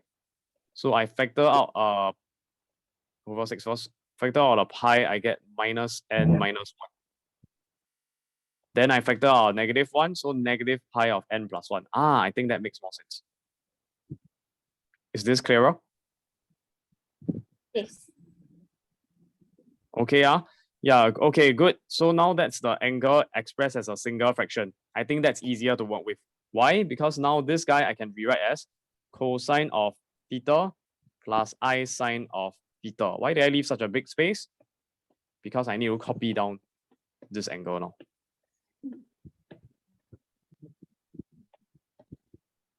Okay, I can save a little bit of space. Yeah, so okay, that's good. Then how do you get the what do you call it? Oh, there's a square bracket here to multiply by a 2 power n minus 1. How do I get the imaginary part to be equal to 0? What's my imaginary part? It's just 2 power n minus 1 multiplied by the I sine negative pi n plus n plus 1 over 6. Yeah. If you really want to multiply out, it will be something like this guy.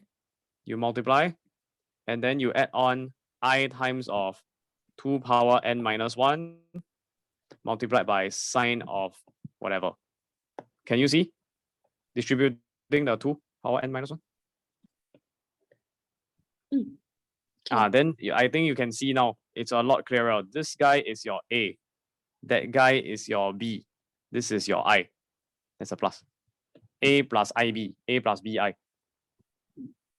Then the imaginary part is super clear to you now, right? It's this guy. Yeah. Of course, if you don't read this line, you can interpret as 2 power n minus 1 multiplied by sine of whatever. Then you get this B.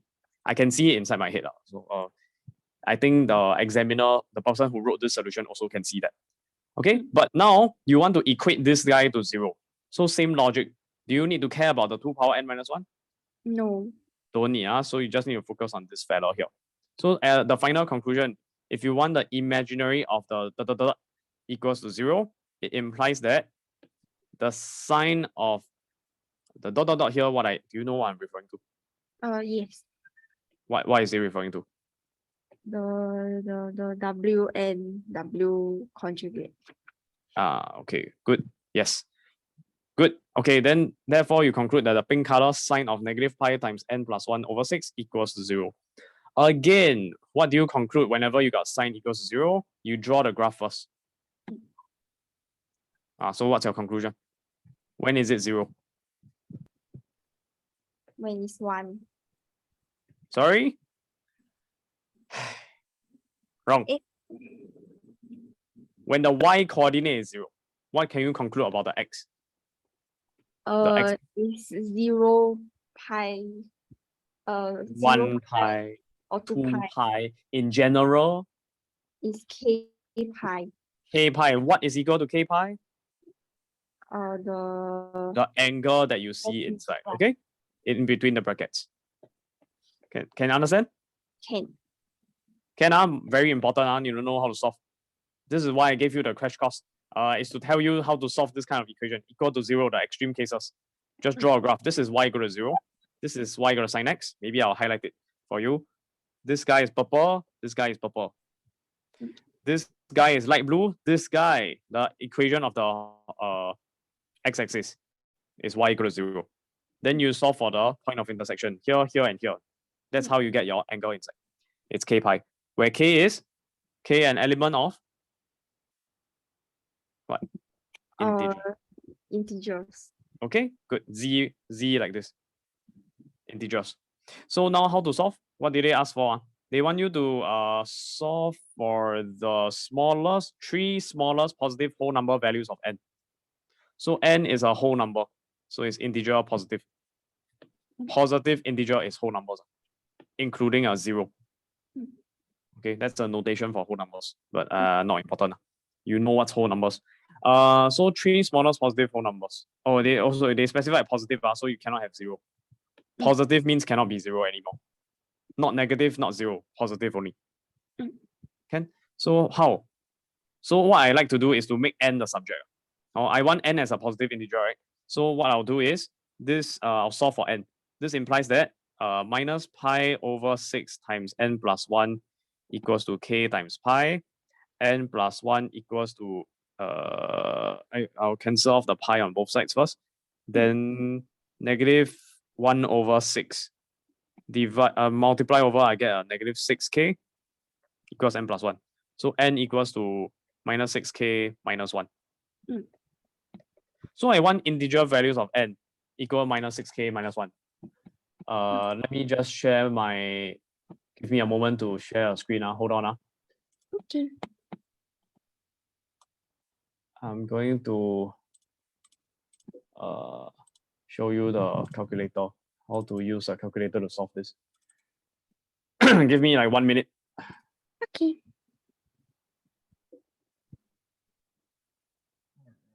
This guy, I need to open and share.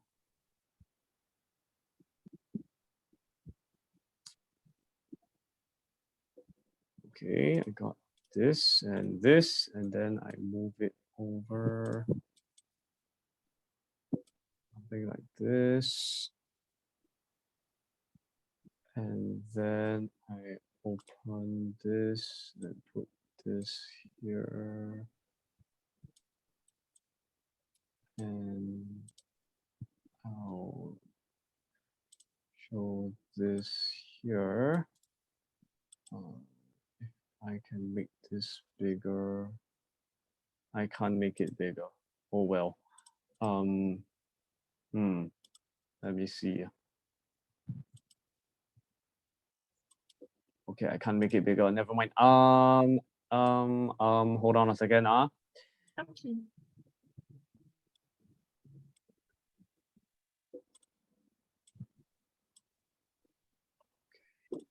Then I can share screen like this. Can you see my shared screen? Yeah, can. Okay. Yeah. Okay. So this is how I'm going to solve this. What did the question ask for? They want the three smallest positive integer, whole number Same thing. And how do I do that? What I'm gonna do is I'm going to go to my y equals. Let me just clear the old information. I'll go to y1, I guess. I'll key in the function minus 6k minus 1. I'll use x instead. Can see? Can. Then after that, I press second, I press table. I'll get all these numbers. Okay. Can? Can. Then I want my y to be 3 smallest positive integers. So here my x is representing my k. It really doesn't matter what my k is because I just need to find my n. N in this case is my y. Can you understand? I go back. Y1 equals minus 6x minus 1 is like my n equals to minus 6k minus 1. This is like, maybe I'll label this as like my y1. That k is like my x. I don't really care what's my x. I just care about my y1. I want 3 smallest positive. Okay, so if I look at my table again, second table, these are my y1s. Can you see that they are all negative numbers? And what's the trend? As you go down, it gets more and more negative. So that means, should I go up or down? Up. I want positive. Press up, just up. Spam only, don't need to think. Up. Okay, then you got your answer already. Can you tell me what's your answer? Can you tell me what are your 3 positive integers? Can it be -1? Can it be -7? Cannot. It's 5, 11, and 17. Exactly, that's it. So the answer will be n equals 5, 11, 17. This is extra. You don't really need to care when k equals to, which is your x value. Let me see. It will be when k is -1, -2, and -3, respectively. Respectively. Yeah, it doesn't matter what the k is. Just use the GC and find your n. That's it. That's your answer. Okay, is it the same as the answer? Over here. Same thing. Okay. Can understand now? Yeah. Very standard procedure on this one. You should know this. Imaginary equal to 0. Use the graph, solve for the general formula of k pi. Then you solve for n in terms of k. Solve for n in terms of k. Type this inside the GC. Right, I show you how to type in the GC already. Over in the GC on the right side. And then you just use second table. Okay, remember, don't press graph, okay? Don't press graph, press second, and then you activate the blue color buttons. You see table over here beside F5 and the graph button. Press that button, press. Then you get this. Then just scroll up and down. If you are super efficient, you can also press second table set. And then you can start with a specific value. Let's say you want to start from -100. You change to -100 already, then press enter. You don't press enter, just press second table. Second table. You'll start from -100. You see that? Oh, yeah. But that's a bit stupid. If you, let's say you start with -100 and you see all these are positive, then you start to see the pattern. 599, 539. I need a smallest positive. I need something that's like way below, right? You need to go down. 599, go down, you get smaller and smaller. I want the 3 smallest positive. So I know that my answer should be somewhere way below, like way more positive than -89. So maybe I can second table set and change to, I don't know, maybe -20, -20. I don't know. I just make a guess. Then I second table again. Because if you press down all the way, it's a bit slower. So -20 can speed things up. Oh, you see 119, 113, 107, 101, until 65, 59. Oh, it went half when I went down by 10. So maybe I can, never mind. At this stage, just press down already. If you don't want to think so much, just press down. If you started with -100, then you have no choice. Press down 100 times. Press down 100 times. I think that's the most efficient way already. If you don't understand what I'm saying. Do you get what I'm saying? Yes. Changing the table set value is to help speed things up. If not, you just press down all the way. Down, down, down, down, down, down, down, down, down, down. Until you start to hit negative, then you know it's wrong already. Reverse, reverse, reverse. Smallest positive 5. Then 11, then 17. Clear so far? Yes. Okay, good. Now I'm going to change back to my normal screen. Hold on a sec.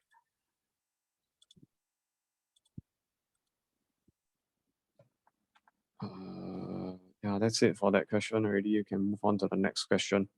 Any questions? I hope not. No. Okay, thank you. Yeah, so let's resume. Okay, good. So yeah, 3 smallest positive integer, 5, 11, 17. Okay, use a GC. Use GC. Maybe I should have mentioned that. Use GC. Okay. That is 16 part 2.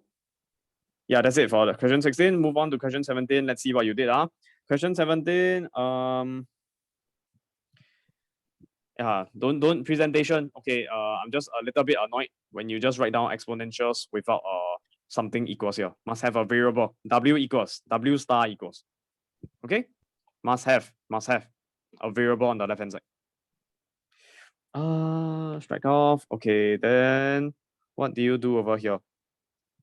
I hope you understood what you are doing over here. Argument of negative I minus weight, argument of W star, rewrite as pi cosine pi over 6 plus I sine of pi over 6. I hope you are doing this inside your head and you simplify into pi over 6. Is Yeah. that correct? Yeah. Yes, okay, that's good. Then if you did that, then it's correct. Okay, well done. Good. Then power n, you can just use the exponential form. Then you raise power n and then the angle you multiply by n. Technically, this is not in your syllabus. So you cannot just multiply by n, technically. You should rewrite as exponential form and then you rewrite as n times of the angle. Then after that, you realize that, oh, sine n theta is just multiplying the angle by n. Because this is actually a theorem. It's called De Moivre's theorem, which is in further math. Oh, they will still test you, but you need to, technically, you should be expressing it like this, power n. Did I go through this question already? I feel like I did. Okay. Yeah, but anyways, this is correct. Nothing wrong if you write it.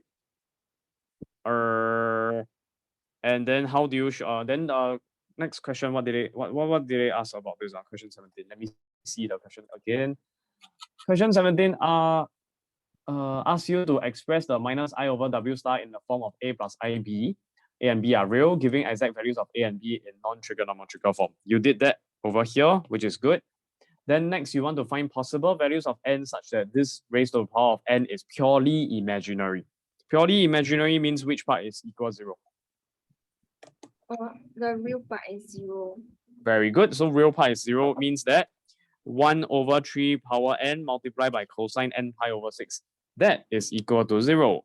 Do you need to care about this part here? 1 over 3 power n? Not really, right? You just need to care about the cosine n pi over 6. That's why you conclude cosine n pi over 6 equal to 0. Yes? Yes. Yes, okay, good. Then after that, you just need to solve. Do you take cosine inverse? No. In the extreme case where the right hand side is 0 or 1 or negative 1 for sine, cosine, and tangent, remember the crash course? You have to draw graph. Yes, cosine graph. Where's my zeros? Here and here. What's this angle? What's this first angle? Pi 90 degrees. pi. Pi over 2. Then what's the jump? What's the set? What's the hop? What's the distance here? Pi. Plus pi, okay? 3 pi over 2. Then we continue. Another curve. Again, you plus how much? Plus? Pi. And of course, you start to see a pattern already. What's 3 pi over 2? I honestly don't know. That's 5 pi over 2, I think. Anyways, it doesn't matter. You need to see the pattern. Plus pi, plus pi, plus pi, plus pi. Backwards also can. Minus pi, minus pi, minus pi. So in other words, you start with one of the angle and you add on how many pi's? K pi's. Okay? So that means that your conclusion over here will be n pi over 6 is equal to, start with one of the smallest angle, pi over 2. Is that the only possible angle that will give you cosine to be 0? Is that the only one? No. What else is there? Plus K pi. Very good, exactly. Then same procedure again. Just now we also got an expression in terms of n and k. What do we do? I go back to the previous. Sorry, I go back to my solution first. I go to the solution now. I think it's easier if we go to the solution now. Easier. It looks a bit neater. What do you do next? You must make n the subject. Okay. Same thing over as the previous question. You got some expression involving n and k. You make n the subject. Make sure you cancel off a pi. So over here, what we did is we factor out a pi. So n over 6 times pi equals to pi over 2 plus k pi. You can factor out the pi, you get half plus k. Can? Can.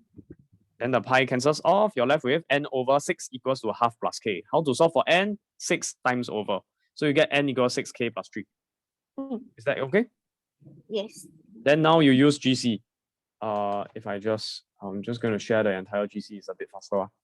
Okay, can see the GC? Can. Turn on first. So what was the function again? It's n equals to 6k plus 3. So we're going to do that. 6k plus 3. Of course, in this case, the k is x and the y1 is the n. So second table. You look at all these bunch of values. Do you focus on the x or the y? The y. The y's. And what did the question ask for? Y is representing n. The question actually asked for the possible values of n. Okay, so possible values, they never specify 3 smallest or anything. So let me just set you an extra question. Let's say you want the 3 smallest positive n values. What would that be? The 3, 9, and 15. Very good, exactly. Well done. Just nice. We got 3, 9, 15. Okay, then okay, yeah, that's it. You understand already. But let me just change my screen again. 3, 9, and 15. We're gonna change screen again. Okay, so in general, it's just this solution, and that's it. That's your answer. Okay. Alternative solution, you can go read on your own, but usually you won't use that solution. You still need to, because over here, they did a big jump. There's a big jump in the logic. I don't really like that.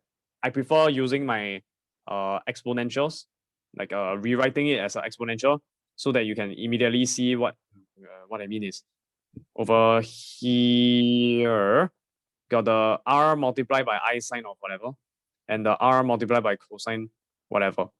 The real part is this guy multiplied by this guy, and you want to equate to 0. So it's really just this guy equal to 0.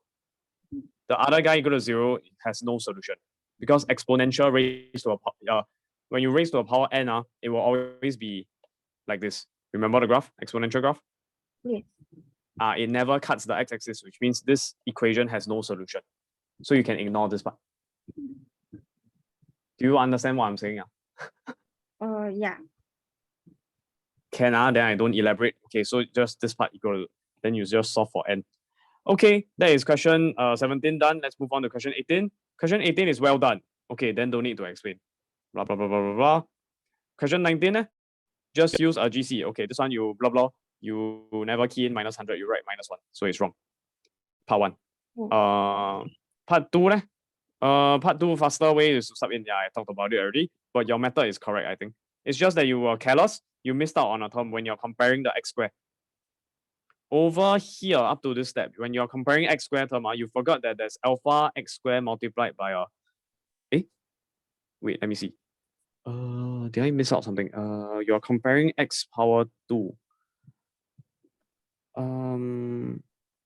Oh, it's a 5 alpha. Sorry, I forgot a 5 here. It should be a 5 alpha. Yeah, sorry, I left out a 5. So sorry. You forgot to take alpha x square multiplied by 5 to give you a 5 alpha. You left out that term. Oh, okay. Yeah. Otherwise, your working is perfect. Then after that, you sub in the alpha with 1. 5 times 1 is just 5. Then you can solve for C. Your C is actually -4, not 1. So error carry forward lah. Because you miss out a term. Sure. Oh okay. No. Okay. Yeah. But the solution that they gave in the work solution that they gave is to just sub in, I think so. Question 19. Yeah, what they did is they just sub in and then they compare real and imaginary part. Just now I talked about it already. Yeah, we're finally back at 19. Then you compare real and imaginary. You can solve for A, solve for B, sub back in, and then use GC to solve. Okay. Now question 20. Let's move on. Question 20. We have by guess and wait. Let me read the question first. Hold on a sec. Question 20. We have A-level question. Show that the equation z power 4 blah blah blah equals 0 has a root of the form k times I, where k is real. Hence solve the equation. What do you do? What you did was to, you realize somehow by guess and check that 1 plus I is a root. Okay, I think you use a GC for this, is it? Yeah, I use a GC. Good. Yes, please do that.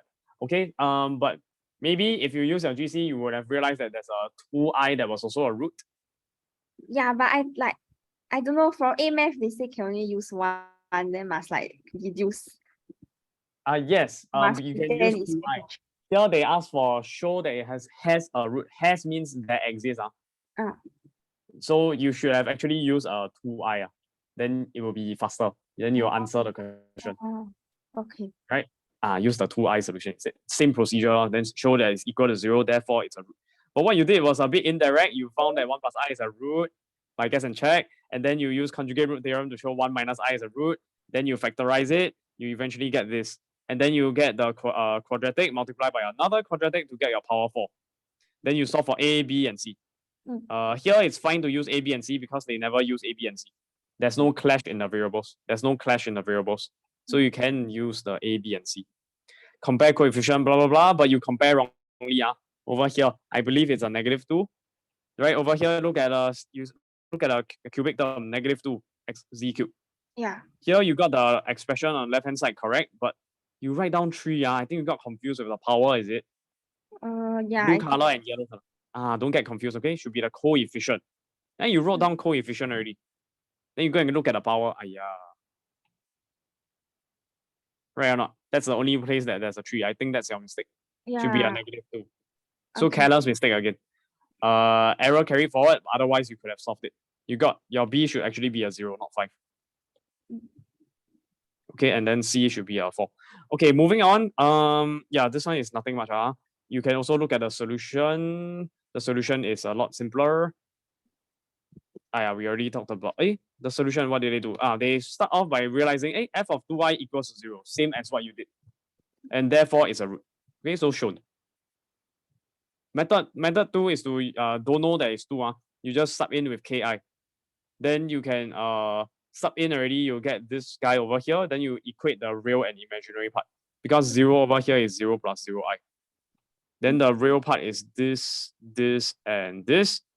That's how you get the first equation. K power 4 minus 6k squared plus 8 equals 0.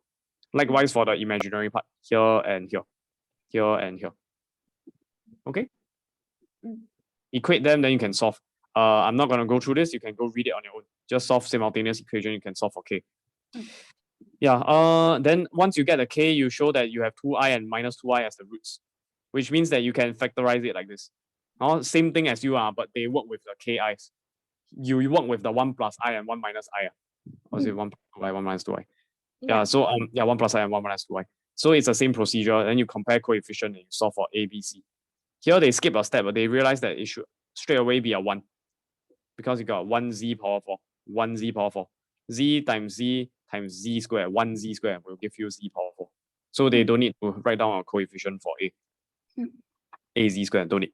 They just straight away jump to Az plus B. Solving for A and B, and then you can get this expression. Then you want to solve, you manually, you can just equate this guy to 0, and it's a quadratic, so you can just use quadratic formula. Okay. Yeah, then eventually you'll get your 2I and minus 2I from here, as well as the 1 plus I and 1 minus I. That was in age before calculators. Here you got calculator, you got GC, you can just solve for these 4 fellows already. So it doesn't really matter. Okay, moving on. Question 21. Let me see our solution. So question 21. What wrong? This one very serious mistake. 2W equals 1 minus IZ. You divide by 2, you get 1 minus IZ over 2. So W star is 1 plus IZ over 2. Correct or wrong? Wrong. Why is it wrong?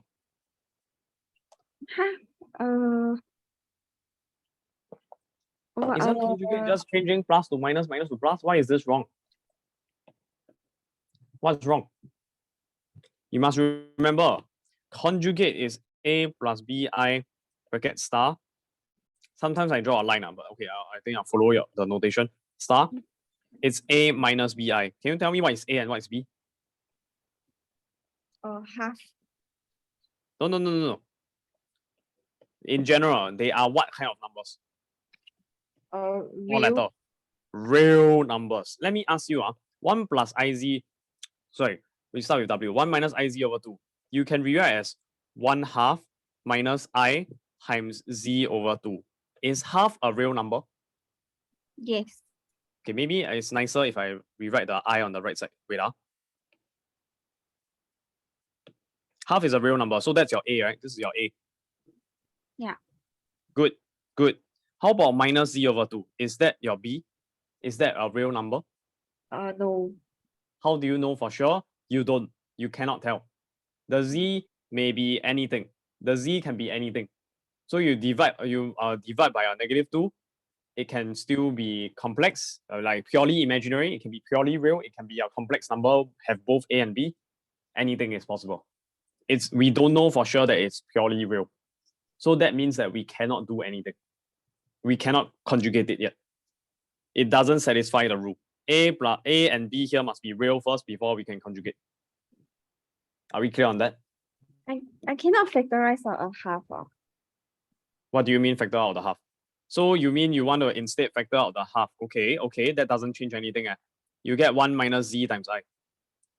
A is 1, then B is minus Z. Is minus Z purely real? Wait, The I rule here thought is IZ over 2 was half times IZ.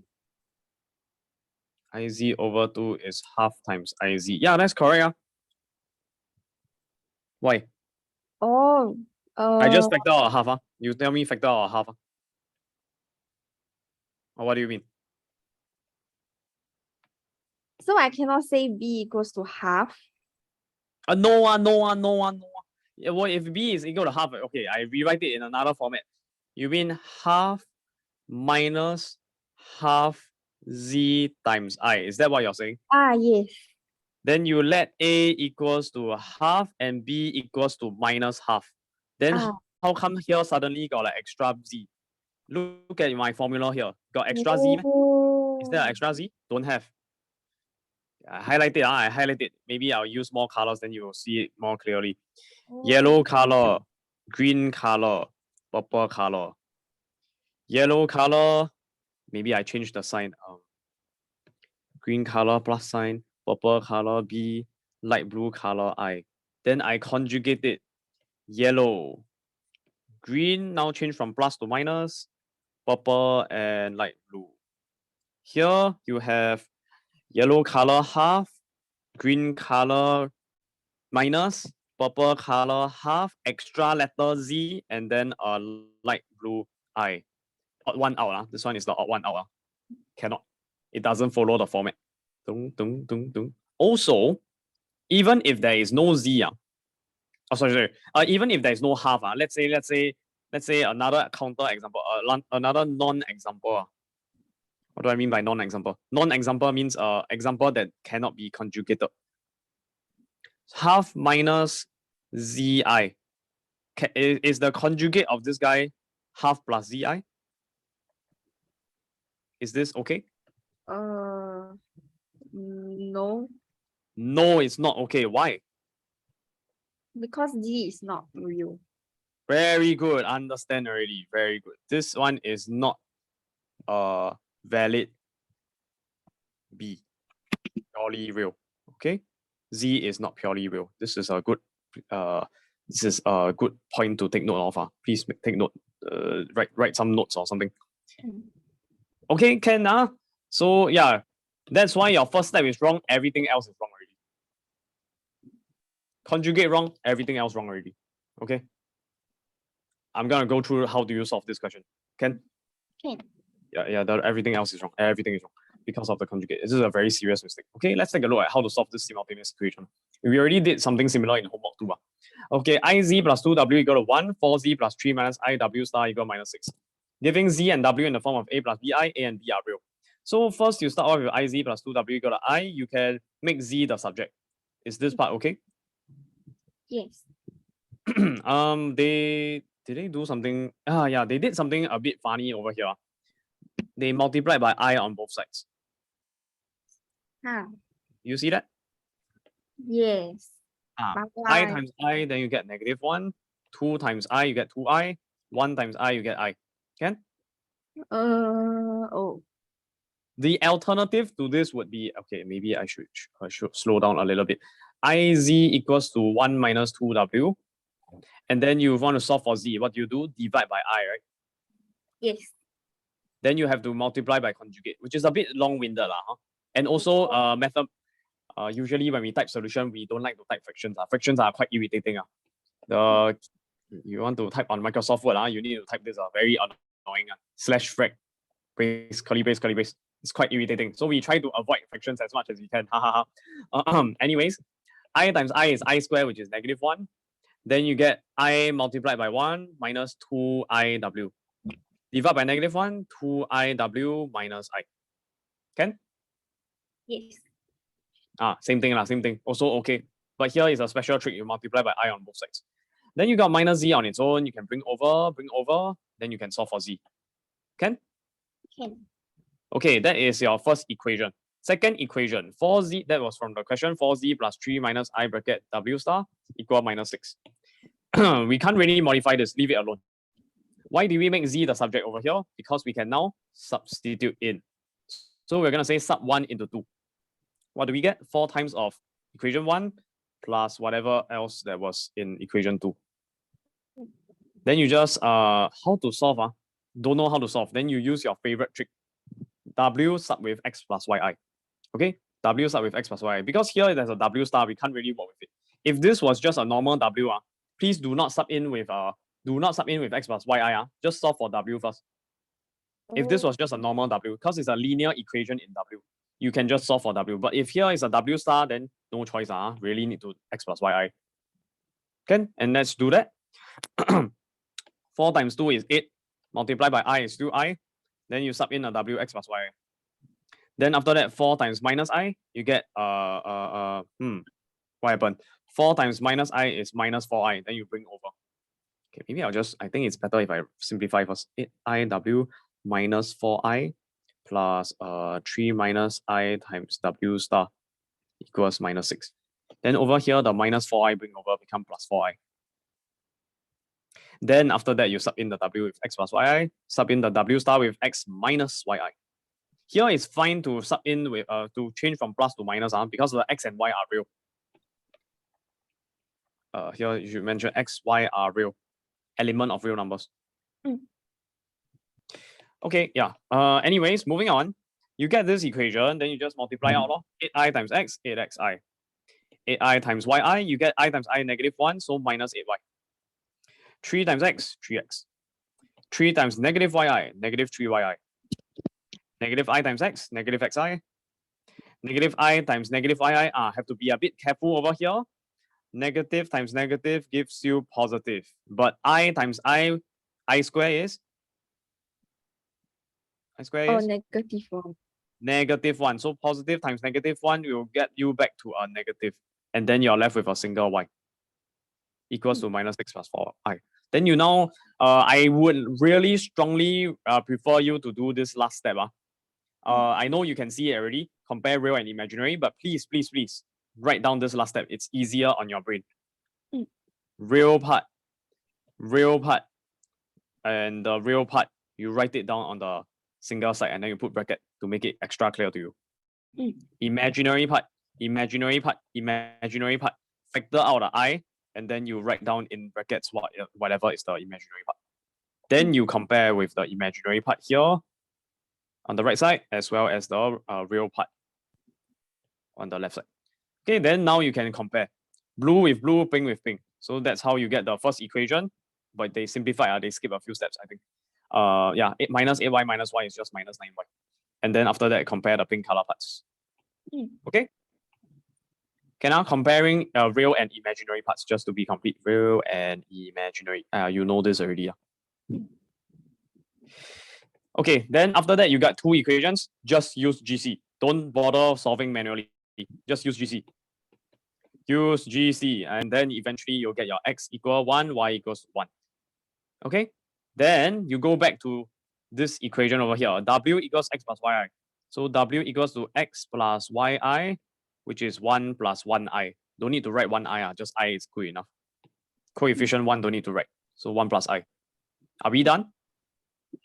No. No, why?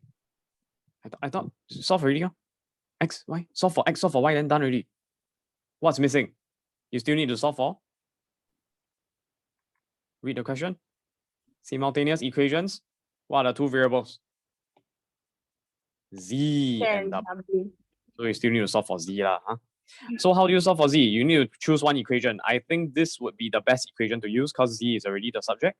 So Z equals to 2i multiplied by W minus I. What's my W? 1 plus I, sub in. Here, don't do it manually. Use a GC. I show you GC. GC can work. Have you copied this down? Yes. 2i bracket 1 plus I minus I. 2i bracket 1 plus I minus I. 2i bracket 1 plus I minus I. 2i bracket 1 minus I plus I. 2i bracket 1 minus I. Sorry, 1 plus I. Or you? Yeah, it's 1 plus I.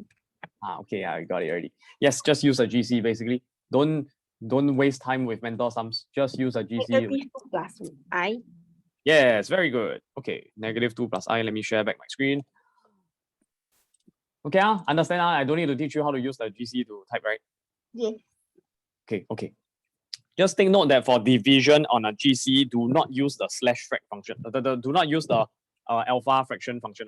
Use the old school style. Like for example, don't write it like for example 2 over 1 plus I. Don't write it that way. Write it as 2 divided by open bracket 1 plus I. Or if it's more complicated, the numerator got a few more terms like 2 plus 3i. Then you don't write down 2 plus 3i over here. You need to have you don't just write down 2 plus 3i, you also need to include the brackets. Okay, can see the bracket? Okay, make sure you got bracket on the numerator, then slash, and bracket on the denominator. Clear? Yeah, use a GC, but you must know how to type on a GC, especially for division. Okay, good. You solve for W and Z already. Okay, moving on, 22. Wow. Let's go. 22. Okay. Let me read the question first. Question 22. One of the roots of this equation is z equal I. Find the complex number a and the other roots. So this question, every time you see they give you a root, they give you some unknown coefficients, your first step should actually be to sub in the root. And that's exactly what you did over here. Good. And then you get a, you solve you solve for the unknown a, and you got -2 plus 3i. That's very good. That's very efficient. Then you now can sub in. So let me ask you, over here, right, the coefficients, they are not all real. So can you use conjugate root theorem? Like no. z equals I is a root. So z equals minus I is also a root. True or false? Cannot. False, yes, very good. Because you need the coefficients to all be what kind of numbers? Real. Real numbers. Then you can use conjugate root theorem. Here, it is not the case. Do not use conjugate root theorem. Okay, let me mention that. That's a very important point. Do not use conjugate root theorem in this question. Why? Because coefficients are not all real. There are some imaginary. So here got real, but this is not real. This one also not real. The moment you have at least one of them is not real, you are not allowed to use conjugate root theorem. Okay? Understand? Okay, good. So what you're doing is correct. Yeah, you factorize it using factor theorem, z minus I, and then you multiply by a quadratic. Why? Because here is power 3. Power 1 plus power 2 gives you 3. Good. Then solve for A, B, and C by comparing coefficient. You got your A, you got your B, but something went wrong over here. Let's see. Comparing the constant terms. It's not 3. The constant here is 1 plus 3i. Your minus C left hand side is okay. Right, but actually your left hand side also not correct. You see, negative I multiplied by positive C. You don't throw away the I. The I in this case is a number, the complex number. The C is the variable. Sorry. We're looking at constants. Okay, so you should just take the entire number. Negative I is a number. C is also a number. You multiply two numbers together. You don't throw away the I, unless there's I on both sides. Then you divide by I, then that's still okay. I think that's what you're doing, right? You write down negative C. You see negative I, you see C, you think that, oh, I is a variable. So you just take the coefficient -1 times C, is it?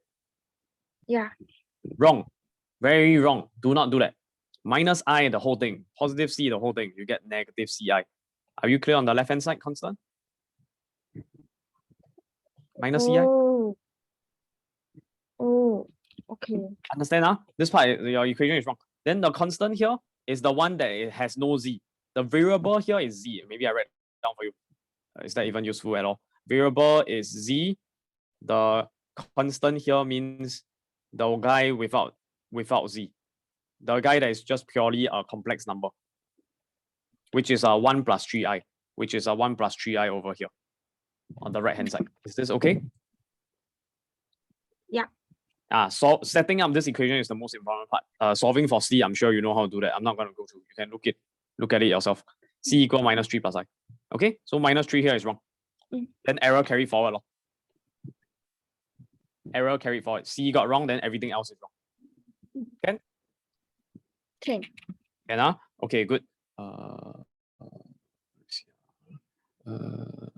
What am I doing over here? 5 plus zi equal 5z plus 3i. What's that? Okay, I don't know what I'm writing. I forgot already. Oh, bonus question. Right. Oh, I wanted to rant about the comparing real and imaginary part. Let's say you got a question like this. 5 plus zi equal 5z plus 3i. You want to compare real and imaginary part. Is it correct to say 5 equals to 5z and z equals to 3? Real, imaginary. Can we do that? No. Why cannot? Got I what? Isn't it a plus bi? What's wrong? But z may not be real. Exactly, z may not be real. So over here, 5z and 5, z can be a complex number. Then that means there's z itself is a x plus yi. Or z itself may be a x plus yi. So you get 5x plus 5yi. How can 5 and 5x plus 5yi be equal to each other? Cannot be. One don't have imaginary, one have a 5yi. Understand? Yeah. So that's why you cannot compare that really. Likewise, the zi and 3i, can you compare z with 3? Cannot. Because complex number. What is a complex number? The z. The z is a complex number. Well done. Okay, understand already. So how do you actually solve this equation? Let me show you. 5 plus zi, you got a 5z plus 3i.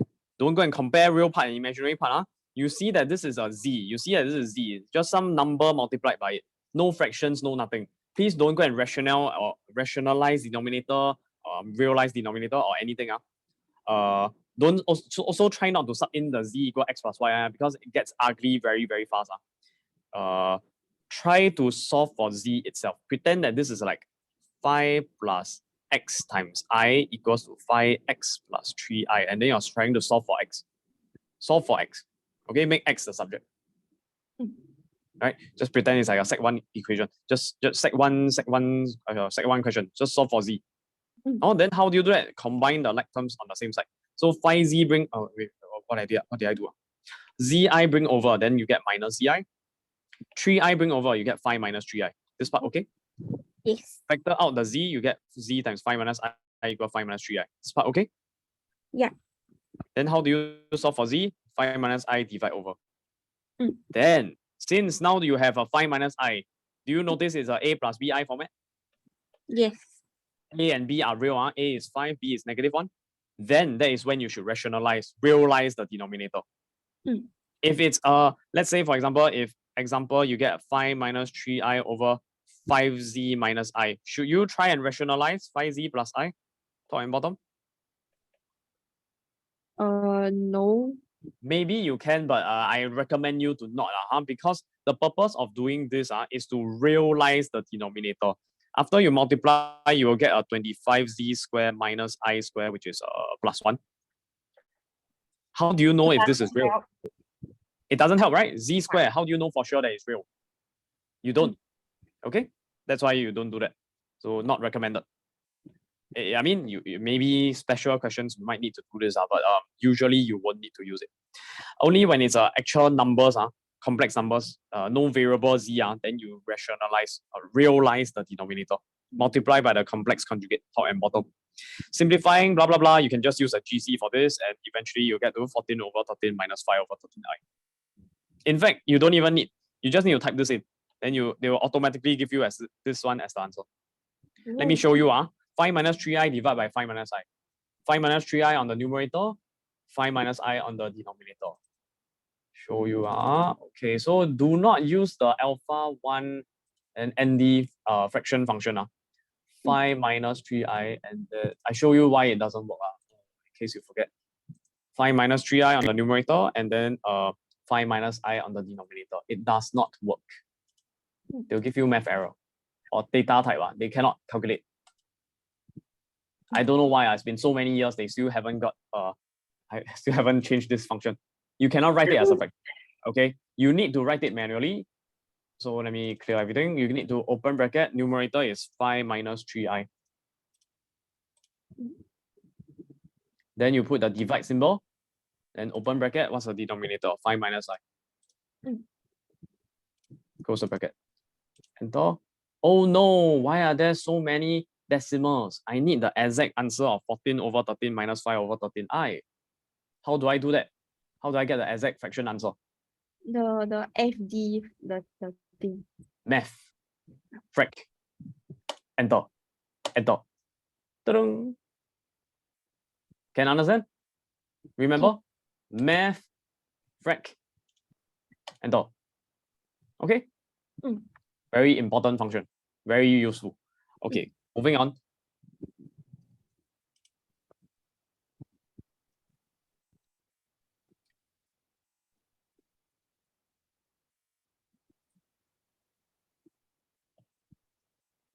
Yeah, okay, so what was I doing? Extra question, this one is wrong. Did I go through the correct answer? You got A, B, and C, then error carry for just solving a quadratic. 22. Okay, then the rest are not so correct already. Okay, question 22. Yeah, this is how you solve it. Basically, if you get your correct values of B and C, you eventually can just use a quadratic formula, and then you can get your answer -1 and 3 minus I. Okay? Yeah, moving on. Question 23. What did you do? Let's see. Just wrong. Yeah, you make careless algebra mistake. -16 root 3i bring over become +16 root 3i. That's correct. But plus 8iw bring over become minus 8iw. You see a mistake here? You bring over to the right hand side. Should become a minus, but you still keep it as a plus. That's a mistake over here. But you sub in with w with x plus iy. That's the correct. You're on the correct path. Yeah. So anyways, let's just go through the solution since you didn't try this question much. Okay, read the question. Complex number w is such that w star minus away 16 root 3i plus 8iw equals to 0. Imaginary part of w less than 5. W star is conjugate of w. Find w in the form of x plus yi. Okay, so your method is correct. Sub the w with x plus yi. Okay. Basically this equation. Eventually, you simplify it down to x squared plus y squared minus 16 root 3i plus 8i times x plus yi. Yes? W star is just actually just r squared. You know that? Let me show you if you remember this for property. W star means x plus yi times x minus yi. Simplify, we get a squared minus b squared. Correct or not? A plus b times a minus b is a squared minus b squared. Correct. Yes. So x squared minus away y squared I squared. Correct? Correct. Yes. I squared is? -1. Negative times negative gives you? +1. So x squared positive 1 y squared. Ta-dum. That's how you got the x squared plus y squared over here. Okay, w star. Then minus 16 root 3i just stay the same. 8iw just sub in the w x plus yi. Clear? Here. Good. Now you can compare real and imaginary part. Here they skip a few steps. I would strongly prefer it if you rearrange it so that you collect all the real parts on the left side. Here is, maybe I'll highlight it. Real, that's not real. Maybe this is real. Yeah, it's definitely real. 8i times yi. That will give me 8y multiplied by I squared, which is negative 8y. That's negative 8y. Add on I times of minus 16 root 3. And then you got 8i times x. 8i times x. 8i times x in this case will be 8xi. So factor out the x, so factor out the I, sorry, you get 8x plus 8x. Is this part okay? Yes. Equal to 0. Then you can start to compare real and imaginary. 0 is 0 plus 0i. So first guy equals to 0, second guy, solving for x, you get this guy, 2 root 3. And sorry, if you come, okay, I'll just do it step by step. Compare imaginary parts. So we get this as the imaginary part equals to 0. So minus 16 root 3 plus 8x equals to 0. Solve for x. How do you do that? Minus 16 root 3 bring over become? Do you Positive. divide or plus? Plus. Very good.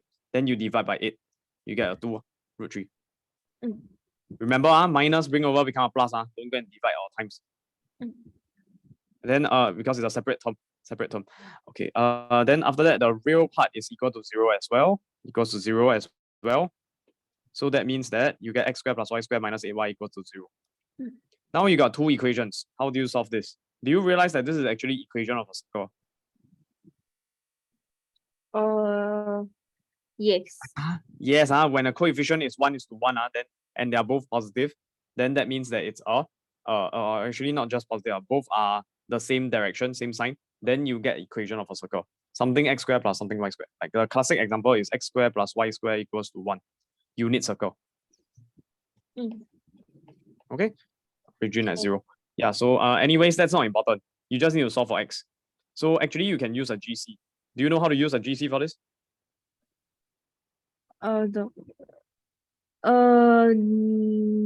Is it must like separate into square root? Yes, positive square root and negative square root. So it's a bit painful, right? Do you want me to show you? Sure, yeah. You need to complete the square. So let's just quickly do that. Using a GC. So x squared, no choice. You still need to complete the square. Minus 8y equal to 0. You can leave the x square alone. Y square minus 8y, you have to y minus half the 8 is a 4 minus a 4 square, then subtract away 4 square again. Half the coefficient of the linear term. Then you square. The other guy is half it and then square. You can double check that that's true. Y square minus 8y will be equal to this guy. Simplify, you get x squared plus y minus 4 square equals to minus 4 square bring over become positive 4 square. Solving for y, you get y minus 4 bracket square equals to 4 square minus x square. Then take the square root, so you get a plus minus square root of 4 square minus x square. Of course, you can simplify into 16 straight away. Then you add on the 4. So 4 plus minus square root 4 square minus x square. By the way, what's the center of the circle? What's the coordinates of the center of the circle? I haven't go through graphical transformation with you. Is it 0, 4? Very good, 0, 4. What's the radius? Maybe you should be looking at this equation, is it? 4. Yes, radius is 4. Okay. Center, radius, 4. So how do you draw the graph? It actually looks something like this. 0, 4, radius is 4. So something like that. That's your circle. The top half of the circle will be if I just zoom in on this part here, that will be y equals to 4 plus square root of 4 square minus x squared. The bottom half, the black color, this part here, will be y equals to 4 minus square root 4 square minus x squared. Are you clear on this? Yes. Can then now we can use GC. Maybe and also what do we have? We have x equals to 2 root 3. So it's really just x equal to 2 root 3 somewhere here. Then you just need to find the point of intersection. So let's use a GC for this. Let me change my screen first. Okay. Okay, if I can do.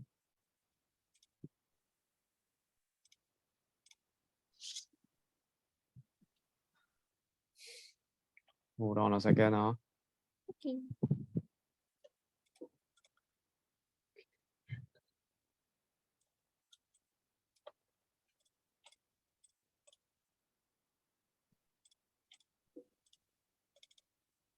Yeah, can see? Okay, let me turn on my GC. Okay, then you just go to Y, clear this. What's the two equations we got? 4 plus square root of, where's my square root? Over here. Then 4 square is just 16. So 16 minus x power 2.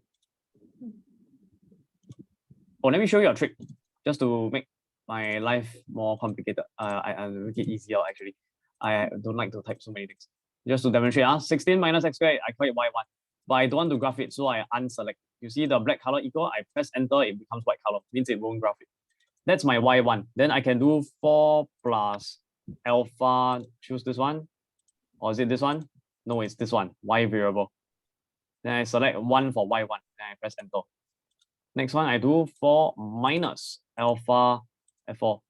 Then I select y2, enter. What will it graph? What does 4 plus y1 and 4 minus y2 mean? So the top and bottom of the circle. This is square root 16 minus x squared. Okay, that's just then not enough. We also got x equals to, okay, this one x equals, we can't really graph it because vertical line cannot be graphed. So we need to just find the value ourselves. So let's just press the graph button. Let me just bring it back to the normal standard first. The standard. It's not, it looks like an oval because it's not drawn to scale. Yeah, so maybe I should just change it to a zoom square. Okay, zoom square.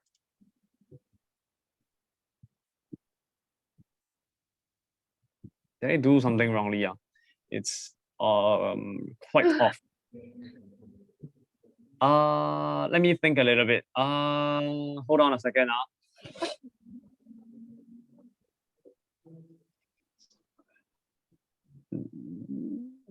Is it wrong? BC square root plus minus 4 plus minus. You see the graph. Did I do something wrongly? Plus minus. That's actually correct. I think it's just the quality of the graph. Is it right? Did I actually do something wrongly? Let me think. If it's a negative 4, I'll get a 0. So 4.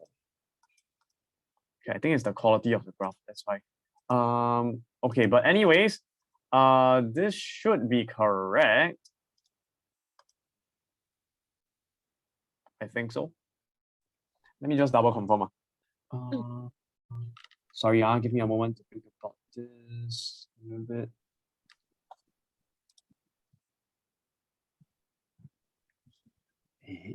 Why is it wrong? Why does it look so wrong?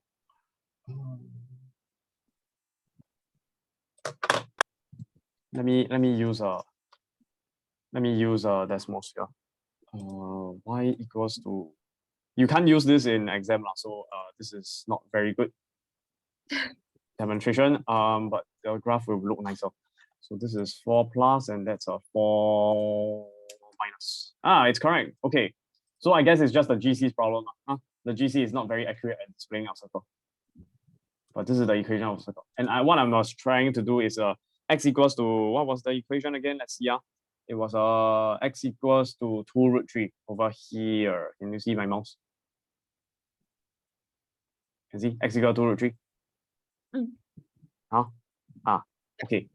Then what I was trying to do is 2 square root 3. Then I can find the point of intersection here and here. The answer will become 6 and 2 for the y, 2 y's. But using a GC, let me demonstrate to you.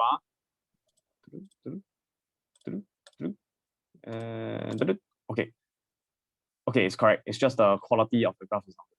Then what I can do is I can press second, press calculate, then I want value. So I can type in 2 second square root 3. Close the bracket. Enter. I will get the first one, which is 6. Can see or not? Why go to 6? Yeah. Can you see that? Then the other one will be If you press down, you go to -2. The other half of the circle. Good. So you can see 6, -2. 6, -2. Same thing as what was calculated using the online calculator. The decimal 6 and 2. Oh, wait, hold on a second. Oh, right. I believe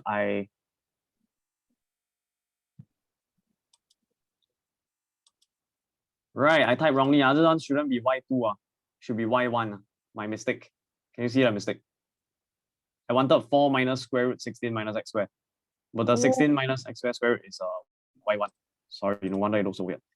Right, I finally get the mistake. Okay, regraph again. Oh, by the way, sometimes you notice that it's very slow. It will definitely not connect because of the quality. You can also change the quality to be even lower. If you just go to XRes over here, press window button, go down, scroll down until you get to XRes. I hope you're trying on GC as well. Press number 8. Press number 8 or 10 sometimes. You get a super low quality graph. Very low quality, but very fast. So is very it better? Sorry? Is it better? It's better because it's faster. Because all we care about is the value. So now you just need to know you get the graph can already. Then you just press second calculate. You go to value again. Just do the same procedure. You see you'll get the same answer. Press 2 square root 2. Enter. Hold on a second. That's not right. Second value. I want the value. So I'm going to key in 2 square root 2. I get a 6.28. That is no good.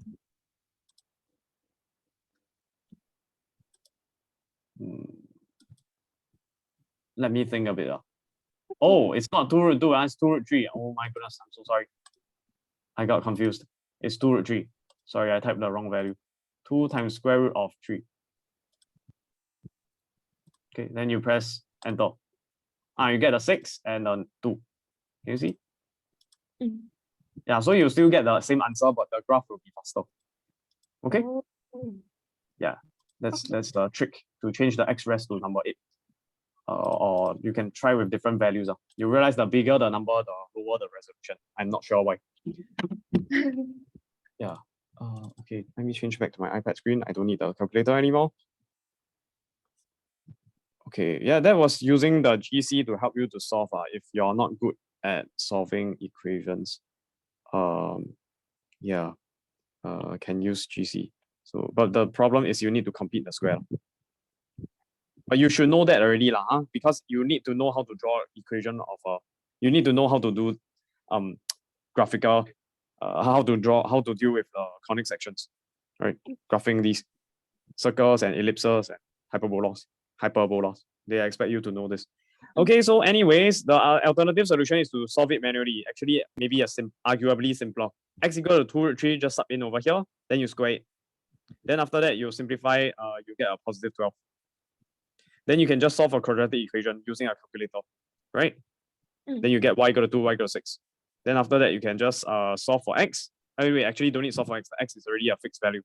So therefore, you conclude x equals to 2 root 3, y equals to 2, or x equals to 2 root 3, y equal to 6. Then let me read the question again. What were they asking? Find w in the form of x plus yi. So that means you have to reject the you have to reject y equal to 6 because over y is less than 5. Why is that the case? Oh, because it was given over here. Imaginary part of w, which is really just the y, is less than 5. Do you see that? Yes. Less than 5. Okay, good. So that means you have to reject the answer that is that goes over 5. So 6 goes over 5. So we have to reject 6. So y equals to 2 only. Therefore, conclusion will be x plus yi, 2 root 3 plus 2y. X plus yi. Okay, but we're not done. Okay, they did something extra. They factor out the 2. You can choose to do that or not. It's the same thing. Both are okay. Both are okay. Can? Okay, that is my W. Not done yet. Let's move on to part 2. Find the integer value of n such that w to the power of n is real. Over here, strongly recommended when you got a power, convert this into what format? Complex number only got 3 formats. The trigo one. The trigo one, yes, exactly. So before that, we need to find what? The 2 things about w. The r and the Modulus w and argument of w, exactly. Okay, we're gonna do that. So let's do that. So here they just did it in one step. Oh, they didn't even show the working. Modulus w is 4. Argument is pi over 6. Please show the working. I think you need to show the working. Get some meta marks. So yeah, it will become square root of 2 root 3 bracket square plus 2 square. Simplify it, you'll just get a 4 using a calculator. Then the argument will be here it's a positive and a positive. So where is it on this first quadrant? First quadrant, so somewhere here. The complex number is here. Then your alpha happens to be the same as your theta. So don't need to worry. Just need to conclude that argument of w, which I denote as theta, happens to be exactly equal to alpha. So it's just tangent inverse of rise over run. In this case, what over what? Can you tell me? What is it? The 2 over 2 square root 3. Very good. 2 on top, 2 root 3 below. Can? Can. Cancel off the 2. Left with a 1, 1. 1 over square root 3. Tangent inverse, what is it equal to? It's just pi over 6. Again, exact value, must remember. Okay, radians. So that's how you get your w to be r e I theta, which is your r being 4, e I theta being pi by 6.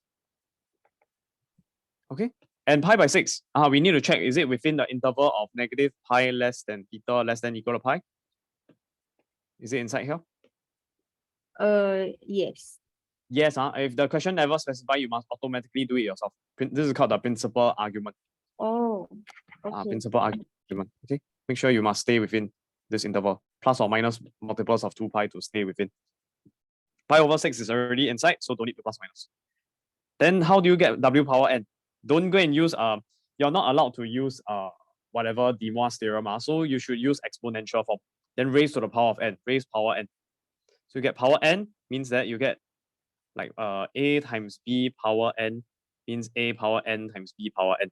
In this case, your a being 4, your b being e power pi over 6i.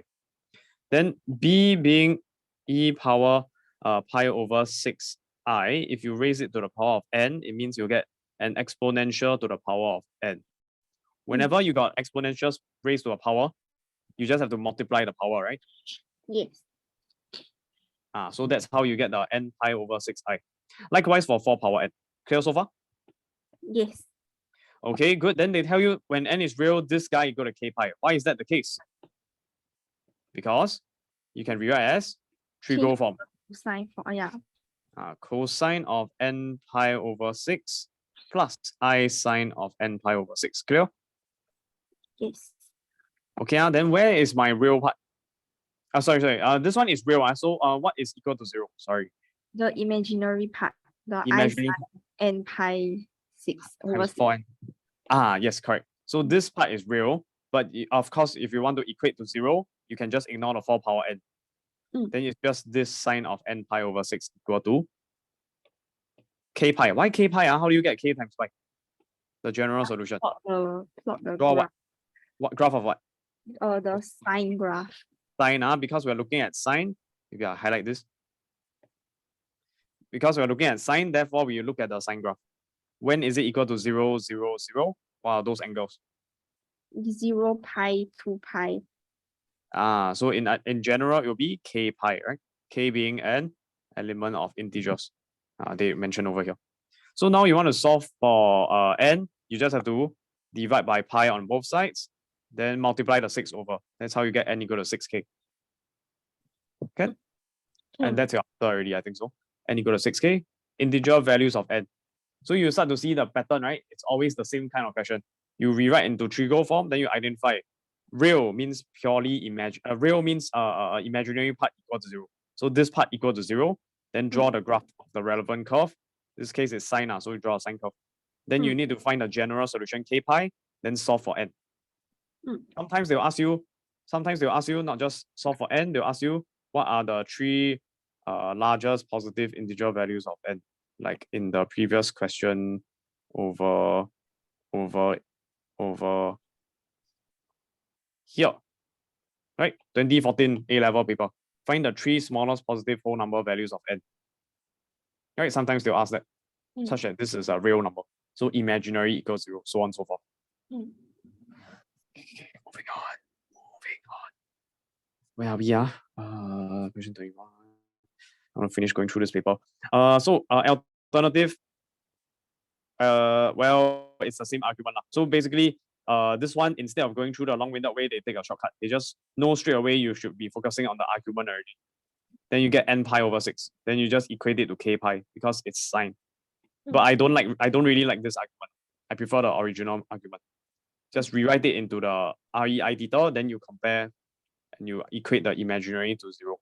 I think it makes more sense. This is actually derived from the previous argument. This is the fundamental argument. This one is a shortcut. I don't like this method, honestly. Okay, moving on to part 3. This is a geometric series. Can you remember or not?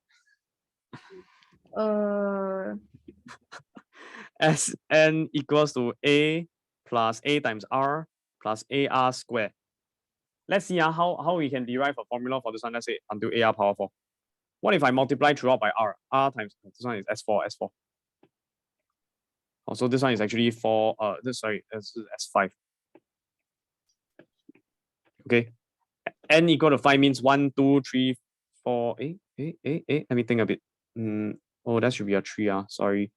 I cannot count now. 1, 2, 3. 1, 2, 4. No, 1. It's 1, 2, 3. Then this is S4. Oh my goodness. I'm doing it a bit too fast. So why is it called S4? Is because there are 4 terms. 1, 2, 3, 4 terms. And it's S for sum. Then of course nicer the more sophisticated way of writing this is a times r power I, where I goes from 1 to n minus 1. In this case, the n is a 4, so 4 minus 1. That's a geometric series until for 4 terms only. Let's see how we can derive the formula. If I multiply throughout by r, what happens to each of the terms? Like increase by r. AR, not just increase, but you have to add everything together as well. Power 4. Then what do you want to do next? Okay, let's just get rid of this. I wish for all the things in between to disappear. What can I do? How about if I? How do you remove things? Plus, minus, times, or divide? Divide. Divide. Wow, a bit difficult. Here got a lot of plus. The enemy of plus is what? Minus. Opposite of plus is minus. So wouldn't it be nice if we got equation 1, equation 2? What if we just minus. Equation 2. Yes. If I minus 1 minus 2, what do I get? Left hand side will be S4 minus R times S4. What am I left with? A. This minus this. Everything if you distribute the minus, you get minus, minus, minus, minus. Cancel. Left with? Yes, you're saying A. R4 to the power. Yes, very good. Then now you can factor out the A from the right hand side, right? So A times 1 minus R power 4. Agree? Yes. Let me write it neatly. S4 minus R times S4 equals to A multiplied by 1 minus R power 4. Do you notice something else on the left hand side? Common factor. This is like 1 times of S power 4. This is R times of S power 4. Sorry, not power 4, S4. Can I factorize out S4? Can. So it will be S4 times 1 minus R. Correct or not? Correct. How do I solve for S4? Times. Bring over means is divide. Times becomes a divide. So you get A times 1 minus R power 4 divided by 1 minus R. Look familiar or not? You're supposed to memorize this. In general, Sn equals to first term multiplied by 1 minus the common ratio raised to the power of number of terms, close the bracket, whole thing divided by 1 minus the common ratio. Have you memorized this already? Not yet. Not yet. Oh my goodness. Better memorize it soon. This is Okay. the formula. This is the proof. You can change it to S5, S6, S7, and you'll see the same pattern will happen all the time. Okay? Remember, must recite it like crazy. First term multiplied by 1 minus the common ratio raised to the power of number of terms, whole thing divided by 1 minus the common ratio. Must say in one breath. First term multiplied by 1 minus the common ratio raised to the power of total number of terms, whole thing divided by 1 minus the common ratio. Repeat until you repeat 100 times before you sleep. Make sure you remember this. You wake up in the morning, somebody show you what is the formula for geometric series? First term multiplied by 1 minus the common ratio raised to the power of number of terms, whole thing divided by 1 minus the common ratio. Make sure you can remember this. I still got the arithmetic one. Arithmetic series. You want me to go through? Yeah, sure. Okay, I will go through. Can arithmetic one. The how do you prove it? I'll just go through with a quick example. Let's say, I'll still use S because some S for some. S, let's say, I don't know, let's say S3. It will become A plus, first term is A. Here, common difference, not common ratio. This one is ratio, common ratio, because you take AR divided by A, you get R. You take AR square divided by AR, you get R. The common ratio is all equals to R. Here is common difference. So how do you make a common difference? It's A plus D, the difference. That's the second term, plus A plus 2D. I'll just stop at 3. Because you can see the pattern after that. So over here, what you realize is that the difference. So if you take the second term, you subtract the first term, or in other words, T2 minus T1, you get the difference D. If you take T3 minus T2, it'd be A plus 2D minus away A plus D, close the bracket. Distribute, you get A plus 2D minus A minus D. Of course, you will still get the common difference. Can? Plus D, plus D. That's the pattern. You know what's now? Do you understand now? This is arithmetic series. If it's S4, then what will it be? I have to add on A plus 3D. Okay, let's just work with S4. Then what's the trick here? The trick here is to instead of just now what do we do? We multiply by R, because the pattern here is times R times R times R. Here the pattern is plus D plus D plus D. So what we're gonna do is we're going to plus D to this guy. S4. Oh wait, sorry, no, we're not gonna do that. We're gonna copy down the exact same S4, but we're gonna reverse the order. Okay, I think you have seen this before. I'm not sure, but we reverse the order. What we'll get is A plus 3D. Then we count down A plus 2D, then A plus D, then plus A. Can see the pattern? Yes. Like almost like a reverse transcription, like a HIV virus or something. Transcription, translation. Okay, whatever. Yeah. So, anyways, if you add them together, S4 plus S4, you get 2S4. Agree? Yes. Always 2, right? Because there's only 2 lines. This is equation 1, this is equation 2, this is 1 plus 2. Yes. I'm not gonna write that down. Then you can see another way to add them would be along the column. What do you see? A plus 3D. Isn't that 2A plus 3D? Yeah, 2A plus 3D. Yes. Then this one also 2A plus 3D. Oh, is this the first time you're seeing this? Yes. Okay. You should know this already. Okay, 2A plus 3D, so everything is the same. Then what happens? How many of them do you see? 1, 2, 3? 4. 4. Why if isn't that the same as the index here? What a coincidence. Is there a coincidence? No. Of course not. So 4 times 2A plus 3D. Then after that, what do you need to do? That's 2S4. How do you solve for S4? Just divide by 2. Exactly, just divide by 2. Then S4 equals to 1/2, or in other words, 4 over 2 times 2A plus 3D.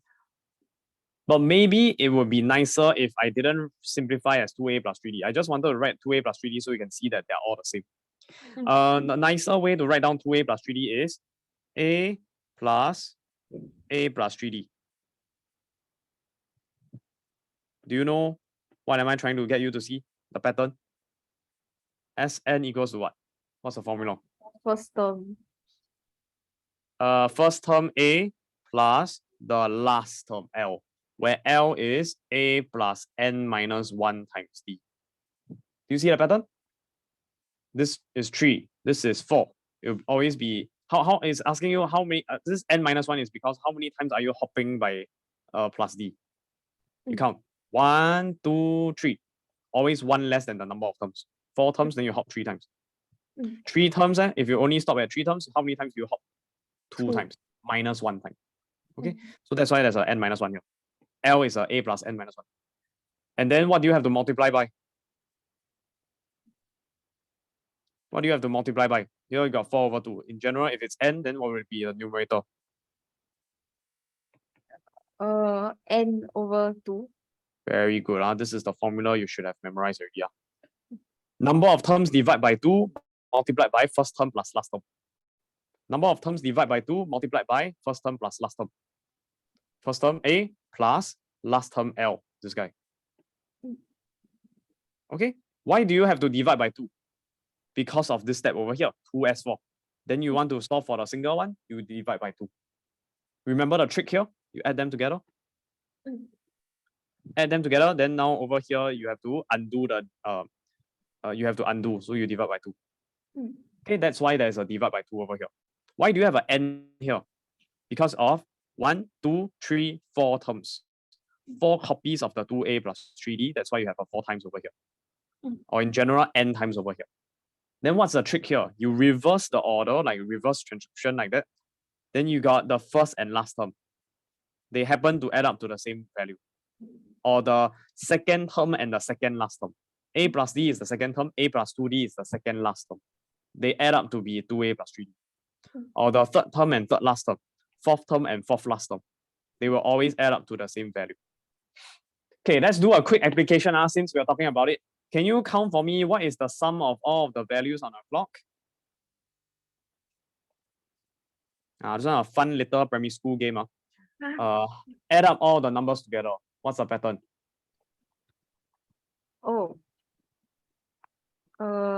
Use the formula. N over 2. Can you see or not? If this is Sn, this is S12. What's the common difference? D equals 1. A equals first term. 1. Then how do you use? Then n equals how many terms? 12. 12. Then use the formula. Therefore, Sn is equal to, in this case, S12.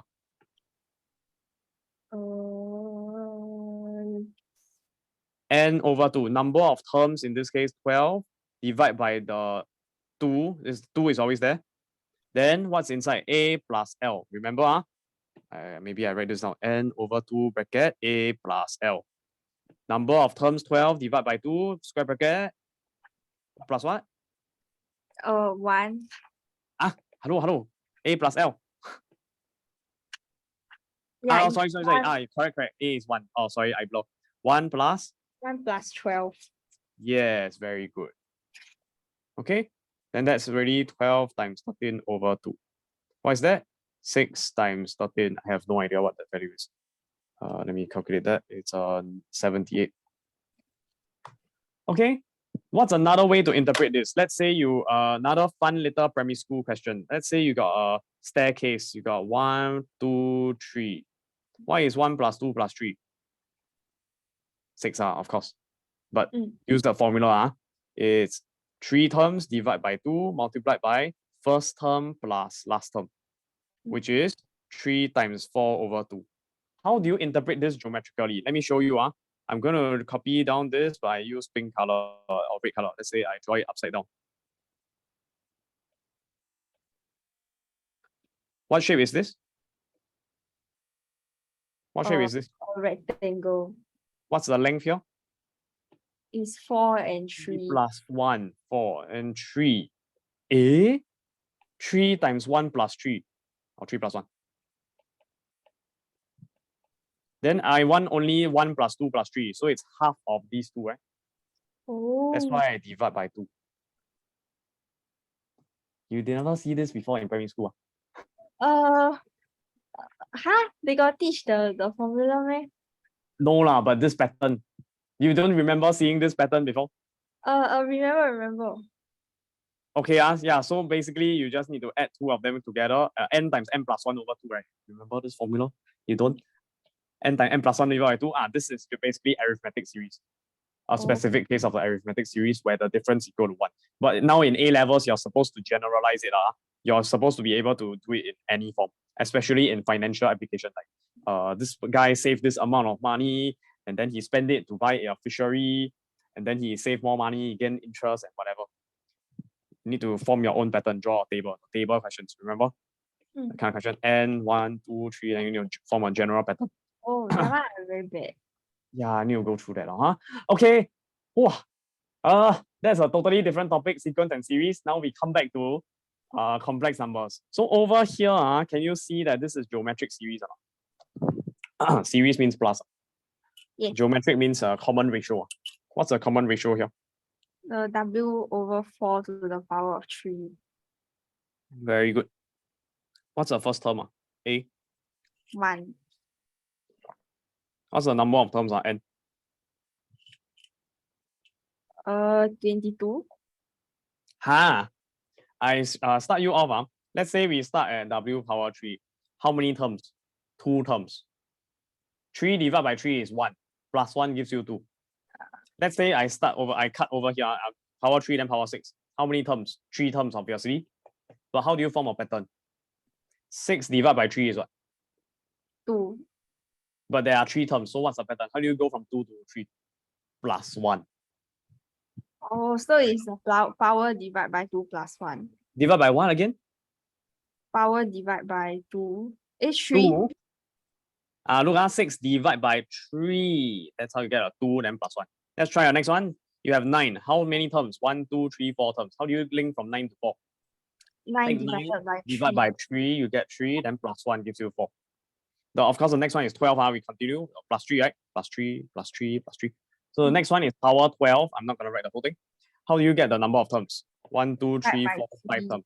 Plus 1. 12 divided by 3 is 4 plus 1. So now if you generalize to power 21, how many terms?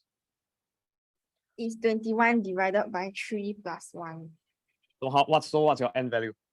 8. Very good, much better. Please don't tell me 21. 8 is the correct. Okay. Okay, very good. 8 terms. 8 terms. If you cannot, you go and list down every number. Okay. 3, 6, 9, 12, 15, 18, 21. Also not that bad. 1, 2, 3, 4, 5, 6, 7. And there's a 1 plus, so 8. 8 terms, right? Sorry, Chinese. I should speak in English. 1, 2, 3, 4, 5, 6, 7. And the first term is the 8th term. Can? Also not that bad if you manually list it down. Okay? Can? No, now you have the A, the R, the N. You can use the geometric series formula. First term multiplied by 1 minus common ratio raised power number of terms, whole thing divided by 1 minus the common ratio. So let's just do that. Let me copy down the question and the relevant information here. Over to part 3. Okay, I'll just paste it over here. So remember the formula, it's Sn equals first A minus 1 minus R power N, whole thing divided by 1 minus R. So here, that's exactly what they did. A here is a 1, right? So you substitute with a 1, you can essentially throw that away. Then you get 1 minus R power N divided by 1 minus R. Is that clear? Yes. How they use the formula? Okay, good. Then now you just need to simplify. What's W over 4 power 3? Let's take a look. Can't remember. Oh, right. We already have a W equals to 4e pi by 6i, right? So how do you get W over 4? Of course, it will just be e power pi over 6i. Yes? Yes. Then in that case, you have a power 3 here. So quite simply, we just need to raise both sides to the power of 3. So e power pi over 6i to the power of 3. You just need to multiply them together. 3 over 6 is a half. So e to the power of pi over 2i. Right? Okay. Yeah. Can I hope that's correct. Let me think a little bit. Power 3. Why did they? Oh, okay. Never mind. We do. I was thinking of a different way. Yeah. Okay. Here, e power pi over 2i. You can replace the denominator over here. Yes. Yes. Then over here, what they did is 3 multiplied by 8 first to get a 24. Then they substitute W over 4 with e power pi over 6i. W over 4, e power pi over 6i. Okay, good. Then now you multiply 24 by pi over 6. 24 and 6 cancel off, you're left with 4 pi I. Yeah? 4 pi I, how do you calculate that? This is equivalent to if you add and subtract multiples of 2 pi to the angle, by the way. So you can get it's equivalent to 2 pi I. The e power 4 pi I is the same as e power 2 pi I. Yes? Yes. Which is actually equivalent to e power, if you subtract another copy of 2 pi, 0i. So if you calculate that, it will be cosine of 0 plus I sine 0. Right? The theta is 0. Can you see that? Of course, you can also go more directly. It's equivalent to cosine of 4 pi plus I sine of 4 pi. The reason why we can add and subtract multiples of 2 pi is because of the cosine and sine graph. Remember? Like every 2 pi, it will be the same value. Here's another 2 pi, it's the same value. Or if you start here, you go another 2 pi until you reach here, it will still be the same value. So basically, you add and subtract multiples of 2 pi, you will always get back the same value. That's why we can change it from a 4 pi to a 0. 4 pi to a 0. Then we can calculate more easily. Cosine 0 is a? 1. Very good. It's a 1. Sine of 0 is? 0. 0. Very good. Then here you get 1 plus I times 0. So it's just a 1. That's how you get e power 4 pi I is 1. Okay. Then what's 1 minus 1? Just 0. 0 divided by anything, just a 0. Answer. Okay. So this sum is equal to 0. Okay, that's great. Continue. I want to finish the paper. Let's carry on. Can? Can. Okay. Sorry, it's getting quite late. 24. Let's take a look at this question. So what went wrong with your answer? Here you didn't change the argument to be within the negative pi to pi. Okay, you didn't keep it within the range. 25 over 12 exceed already, I think. Yeah, definitely exceed already. So you have to subtract away one copy of 2 pi. All right, then you simplify it down to pi over 12. Now over here. All right, and then after that, yeah, you take the sine inverse again. That's wrong. No, don't take sine inverse. Draw a graph, then solve. Draw a graph, then solve. Okay, the smallest integer will be 12. Same procedure, just make n the subject, n equal to 12k. Oh, it's the exact same question. They just keep on repeating and repeating. Practice until you get it. Okay, that's 24 part 1 and part 2. Let me read the question first. 24 part 1 and part 2. Okay, you essentially got it. I won't go through the part 2 again because it's really the same thing. Drawing the argon diagram is also fine. You can go read it yourself. Yeah, alternative method, I don't like it. I prefer this method. They didn't elaborate on this one. Maybe I'll just write down quickly. This one will become 5 over 4 power n multiplied by cosine pi over 12 plus I sine pi over 12. So in this case, what is the question asking again? Part 2, they wanted a smallest positive integer so that this is a real number. Now, real number means that you need the which part equals 0? The imaginary part.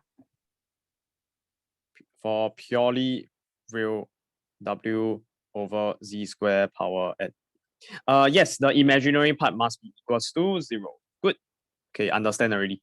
Then now you just need to, oh, sorry, I forgot to put an n there. Sorry, the theta here is I times theta, so n pi over 12, so it should be n pi over 12, n pi over 12. Then this guy equals to 0, draw a graph, so it's k pi lah, huh? That's how you get equals to k pi. Okay, then I don't go through, you know how to solve using GC or just a bit of logic. Moving on, 25. Let's see, question 25 is what? Misconception over here. You have okay, are you looking at the question? Maybe I'll show you the question. Okay. Minus. Just now I mentioned, remember? Yeah. Cannot convert. Cannot convert directly. You need to convert this into our plus sign first. But not just that, you need to make sure that the angles are the same. So you need to remember, really must memorize by now. Must remember already. Cosine negative theta is the same as cosine theta. Sine of negative theta is the same as negative sine theta. Maybe just to recap your memory, why is that true? Cosine is like this. They are reflections about the y equals the y-axis. Yes. Yes. So every time you have an angle, let's say this guy here is 180 degrees, comma, -1. Other angle here will be negative 180 degrees, comma, -1. The y coordinate is the same, but the x coordinate is different. It's off by a negative. Even though it's off by a negative, the y coordinate is still the same. In other words, cosine of a negative, the negative one here is really just cosine of negative 180 degrees. The negative one here is really just cosine of 180 degrees. So even though this is negative and this doesn't have a negative, it's positive, the value is still equal because of the symmetry about the y-axis. How about sine of theta? Sorry, I should label the function in case you forget. No, cosine. Cosine of x. Next one is sine. Sine is what we call rotational symmetry. You don't need to know that. What you do need to know is that it's sort of symmetry, but it's like a fan blade, right? Like the if you've seen a fan before, I'm sure you have fan blades. They are curving like this. When you have, let's say, for example, over here, this point here is 60 degrees, comma, let me think. Pi, let me think. 60 degrees is square root 3/2. Over there, it will be negative 60 degrees, comma, negative square root 3/2. So what's the pattern? What's the pattern? Is negative. It's off by a negative. So this guy over here and that guy over there is actually sine. This is sine of negative 60 degrees. That guy is sine of 60 degrees. So they are not the same. Here there's a minus, here is a plus. So how do you force them to be the same? You have to purposely force a negative sign over here. Yes. Right? Negative square root 3. This is negative square root 3/2.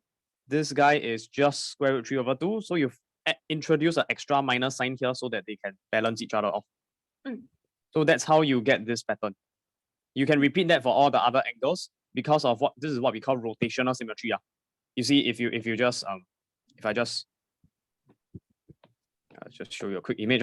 You see, if you rotate it around, turn, turn, turn, turn. I need to keep turning it. Turn. I'm trying to turn 180 degrees. You see that it looks exactly the same? Yes. If after you rotate it, then you can continue another 180 degrees and you get back to the same shape. Of course, 180, get 360, so you rotate back to the same shape. Yes? Yes. So that's what we call rotational symmetry. Every time you have a graph that can do that, you will always have this pattern, a negative sign. So how about tangent? How about tangent? Don't have. X equal negative. Don't have? Oh my goodness. Wait. Have or not? Have. Let's take a look. I turn the image for you. Okay. This one, maybe I'll draw a up arrow like this to indicate the original direction. Then I turn. Sorry, 90 degrees turn already. Keep turning and turning and turning. I thought tangent don't have special property. Until we get 180 degrees. So what do you notice about the shapes? They look the same. Hey, just like a poker cards. If you've seen poker cards, this is what's known as rotational symmetry. DNA also has rotational symmetry, RNA as well. Okay. So this is what we call rotational symmetry. Then yes, there is a property. Have tangent negative theta is also negative tangent theta. But it's not relevant here because EI theta is cosine theta plus I sine theta. Don't have tangent. So it's not. So we don't usually talk about it. It's of course tangent is really just the same as sine over cosine. Then sine of negative theta is what? Negative sine theta. Cosine negative theta is what? Cosine theta. So you can sub the numerator with negative sine theta over cosine theta. What is sine over cosine? Tangent. Tangent over here with don't forget the minus sign. That's how you get minus tangent theta. Or you can think of it as the rotational symmetry. You turn 180 degrees, you'll get back to the same shape. Okay. Okay. Then so that's how you have these two formulas. Now we can finally solve the question. Okay, let's look at the solution now. So over here, we start off with a minus sign, which is very bad. We don't want minus sign, we want a plus sign. Not just that, we also need the angles to be the same. So we make use of an identity. cosine negative theta is cosine theta. So that means that we can replace our pi over 3 with negative pi over 3. Why do we do that? Just bear with me. I'll explain later. But it's true, right? You can verify it's true. Yes? Can. Okay, we answer the why question later. First, you need to understand the how. Does this work first? Is it true first? Yes. Yes, huh? Okay. Later, then I explain why do I bother doing this. I mean, why can't I just leave it as cosine pi by 3? Why do I need to change to minus pi over 3? The reason is because over here, there's a minus. I don't want the minus. I want a plus sign. So what do? What I do is I force out the plus sign. So I rewrite as plus a negative sine pi by 3. Then you multiply by I. Same, right? It's the same? Yeah. Minus is the same as plus or negative. So what is negative sine pi over 3? You can use this formula over here. Negative sine of theta, then just bring the minus inside. Bring the minus inside. So it becomes sine of negative pi over 3, which is what I have over here. Okay, but they wrote the I on the left side. The I on the left side, same thing. Oh, is this part clear to you? Yes. Okay, good. Then what do you notice? If I left this as a positive, can I immediately conclude EI theta? Cannot. Why? Because you must have the two angles here to be the Same. Remember, EI theta equals cosine theta plus I sine theta. Please take note that when I say plus, I mean plus. When I say theta over here and I repeat myself and I say theta over here, I also imply that they are the same. Math is very literal. We use theta and then we use it again, it means they are literally the same thing. If here you get a plus and here's a minus, they are different. So it's not the same. You cannot use the formula. This is the formula. So you have to force it to use an identity to convert cosine pi by 3 to negative pi by 3. Clear? Yes. Angle is the same, plus sign in between. You can use the formula EI theta. Theta being negative pi by 3. Clear? Don't forget the 4. Okay, can. Then how about V? This one easy lah, huh? You got it right. So REI theta. Theta being pi by 6. You got a V, you got a W in modulus and argument in the modulus argument form already. So what did they want you to find? Find the modulus and argument of V star over W cube, the conjugate of V divided by W cube. So you just need to find the conjugate of V, divided by W cube. So V star will be what? Pi by 6 become negative pi by 6. Is that okay? Yeah. Then W cube here, you just have to cube the first guy, cube the second guy. Is that clear? Yes. But over here, of course, you don't use the trigo form. Don't use the trigo form. Use the updated form, the exponential form. So 4 cube times e to the power of whatever times 3. So negative pi over 3 times 3, the 3 cancels off. You're left with negative pi I. Is that clear? Negative pi I? Yes. Clear. Can, Okay, then 2 over 4 cube is 1 over 32. Then you got e power something, just have to subtract negative pi I. So plus pi, factor out the I. Simplify, you get 5 pi over 6. What else do you have to check before you conclude? If it's in the principal range. What's the principal argument? Argument. What is the argument? Principal argument? The 0. 0? Negative pi to pi. Wait, don't just say 2. 2 is an imprecise language. I want less than or less than equal. What's the symbol here? Negative pi less than theta, less than or equal to pi. Very good. Here is strict, here is equal. Can remember? Because negative pi and pi are essentially the same angle. Negative 180 degrees and positive 180 degrees. You turn this way, you turn that way, it's the same. So we got a collision. We don't want collision. It's the same geometrical picture. So we need to select one. And the convention, I'm sorry, you have to memorize this convention. It is chosen to be pi. Just remember your angle should always be as positive as possible. So that's why we choose pi instead of negative pi. Negative number so complicated, don't want minus. So we pick the positive one. Okay. And is it within this interval? Yes. Yes, it's within the principal argument. So we can carry on. Okay, then what do they want? Modulus and argument of this fellow. So we take the modulus, it's just 1 over 32. Argument, just 5 pi over 6. Can? Okay, that's part A done.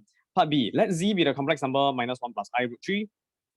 Find the value of the real number a such that argument of z squared plus az equal minus pi over 2. Ask you a question, argument of z squared plus az, is it equals to argument of z squared plus argument of az? No. Very good, well done. It's not equals, you cannot split the plus sign up like that. But what you can do, maybe, I don't know if it's useful, maybe you can factor out a z, z plus a. Since it's now a product, just like logarithms, you can split it up as a sum. So arc z plus a. Oh. Is that useful? I don't really know. I don't really know. Let's read the solution and find out. Let z be complex number, blah, blah, find the real value of a such that this one equals to negative pi over 2. Can you tell me what's this angle in degrees? Negative what? 45. 90 degrees. Geometrically, can you tell me where is negative 90? Can you draw on the diagram? Use a annotate. Like here. No, you still need to draw a vertical line. Where do you end up? Negative, clockwise, anti-clockwise. Clockwise. So where do you end up? Where's the line representing the complex number? Here. No, that's the starting point. You must turn from here clockwise 90 degrees. So where do you end up? Clockwise is here. So let me, it's a little bit confusing. Let me erase your drawing. Try again. Okay, start from here. So it's the end point is here. Very good. So can you draw for me the arrow? Draw the arrow indicating the angle. Very good, exactly. So that is what you should have in your mind. Let me draw it nicely on this. So you need to have this in mind.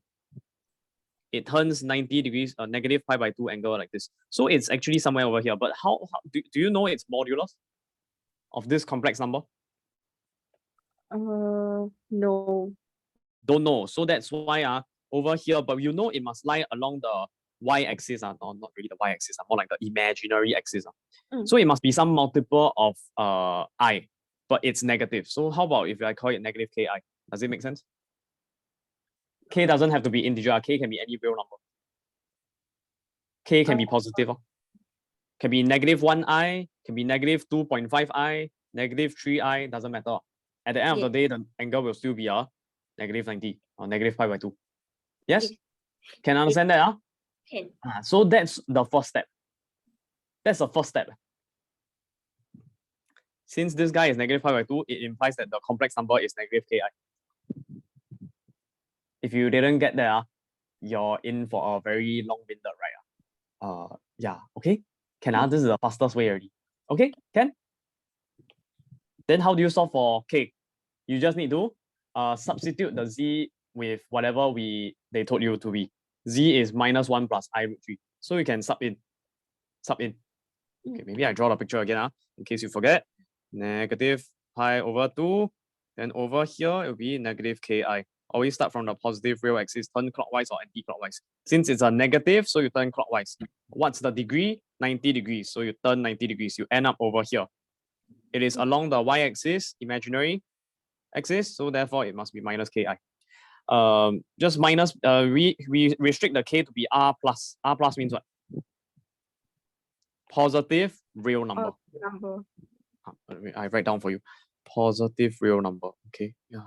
Positive real number. Okay, then after that, how do you solve this? You just need to substitute the z with this guy. So you get minus 1 plus I root 3 square plus a times of minus 1 plus I root 3 equals to negative ki. Square this using a calculator, you eventually simplify it to this guy. Negative 2 minus 2 root 3. It actually cannot, because the calculator may not display a square root exactly. Do you understand? But do you understand how to solve this? How to get this? Yeah. Need me to explain? Can expand out like manually. Yes, correct. Yes. A plus b bracket square. A being the negative 1 square plus 2ab plus b square. Then a being the negative 1 and b being the I root 3. Okay. Just take note that when you get a b square, I root 3 square, you get I square times square root 3 square, which is I square times 3, negative 3. Okay. Negative 3 here. Well, what they did is they swapped the plus b square and plus 2ab. It's the same thing. So that you can get your real and imaginary part separated. Same thing over here, a times in, you get minus a plus a root 3i equals negative ki. Then now you just need to combine all the real part and imaginary part equals to minus ki, which is the same as 0 minus ki. So that's the real, that's the imaginary. What happened? You compare real with imaginary. So if you compare the real, it's all you need.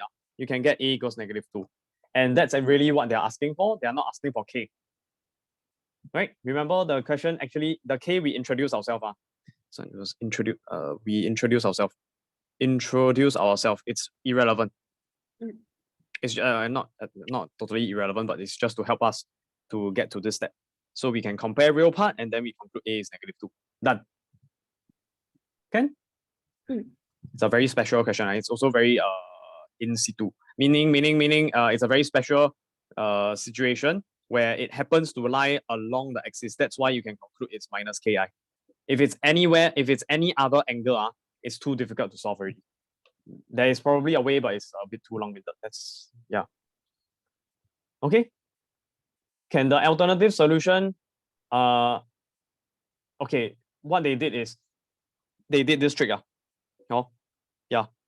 Z squared plus AZ is Z times Z plus A. Then argument of this fellow is just argument of the sum. And then how do you find Z? How do you find argument of Z? You can do this. Why is it a pi minus? What quadrant is this in?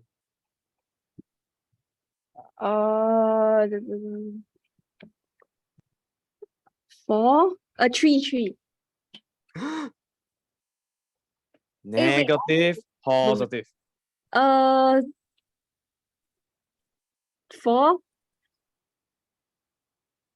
Hey, you think with a quick example of this point, is it 4? The real part is negative. Remember, real is the horizontal. This one is the imaginary. In terms of a coordinates, -1 comma square root 3 is 2. Quadrant 2, yes, correct. Finally. Okay, you need to get that right. This is your first step to finding argument. You need to know the picture. Which quadrant is it in? Then after that, you draw the angle. Can you draw for me? Draw the curve. From the positive real axis, you turn where? That's an alpha, but then turn the angle. Where's the theta? Correct, well done. Okay, I draw it for you nicely. So this guy is theta, and that fellow, the small one, is your alpha. Then how do you find the argument Z? It's just pi minus alpha. Pi angle, then minus alpha. Okay, that's exactly what they have here. You want to do it in 2 steps also, okay. Alpha equal tangent inverse of square root 3 equals to pi over 3, 60 degrees. Exact value, then argument of Z equals to pi minus alpha, which is pi minus pi over 3, which will give you 2 pi over 3. Oh, can I? Yeah. Right. Let me just increase the font size a little bit. Okay, can.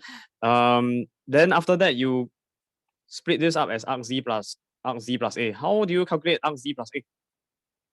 What is arc Z plus A?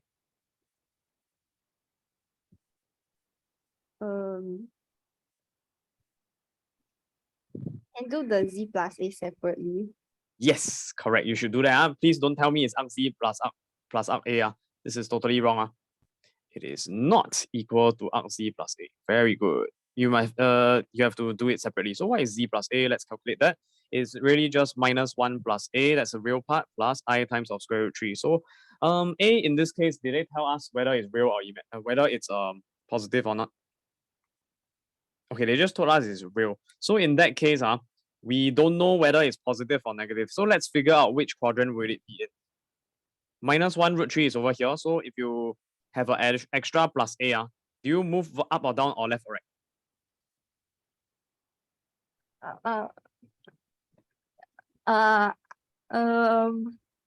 Right. Probably right if A is positive. But you could also move left if A is negative. Okay, but make sure you don't move up or down. Okay, it's still square root 3. So here could be a -1 plus a square root 3. I draw a question mark, or it could be over here along the same horizontal. So that's also a possibility. Then how do you find the argument?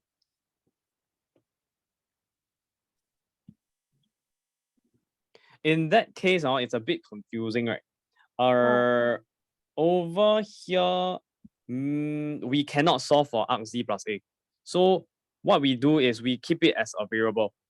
This is to solve. Oh. We need to solve for it. But we do know arc z, right? We can replace it with 2 pi over 3. Yes. Then now you get 2 pi over 3 plus, to solve argument of z plus a, equals to negative pi over 2. Where did we get that? Where did this come from? From the earlier part. From the question itself. It was given by the question, not earlier part. It's just from the question. It's the same part, not earlier part. Oh. It's given by the question. Given. Given. Always look back at the question. Use the information they gave you, negative pi over 2. Then now you can solve for arc z plus a. So it's negative pi over 2. You just bring the 2 pi over 3 over to the other side, minus 2 pi over 3. Simplify, you get negative 7 pi over 6. Why they draw triple line here, equivalent to 5 pi over 6? What's going on? What did they do?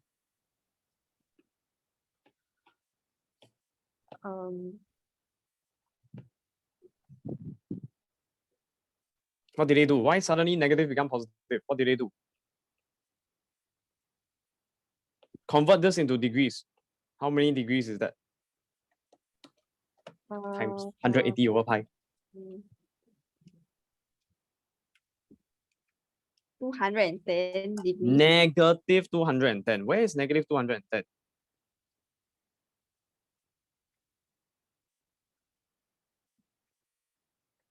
That's a bit funny.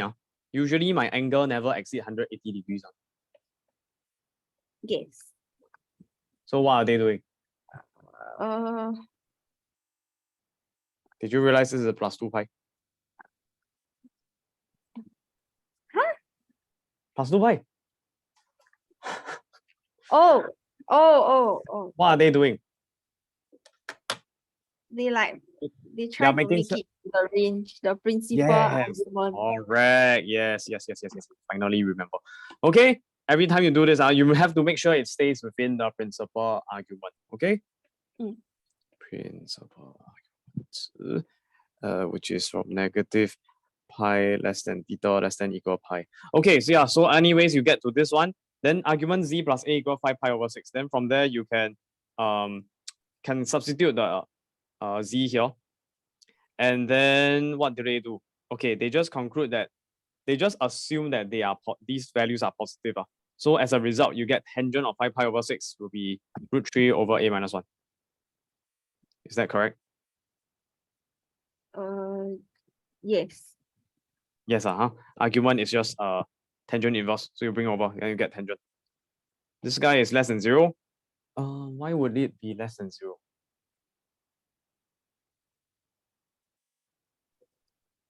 There is no indication of the value of a there.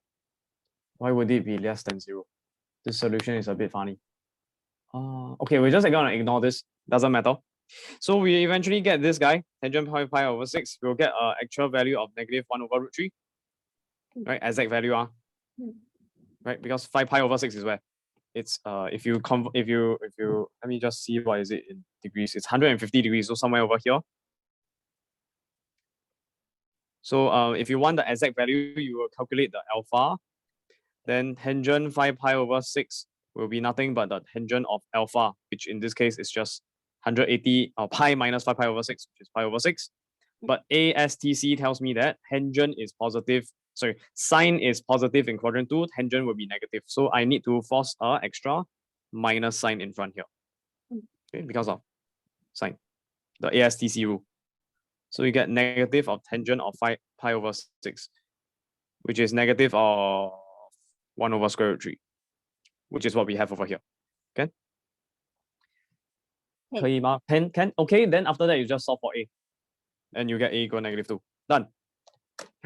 Yay, done, finally. Okay. Can? Wow, it's 1 p.m. Oh my goodness. Okay, can.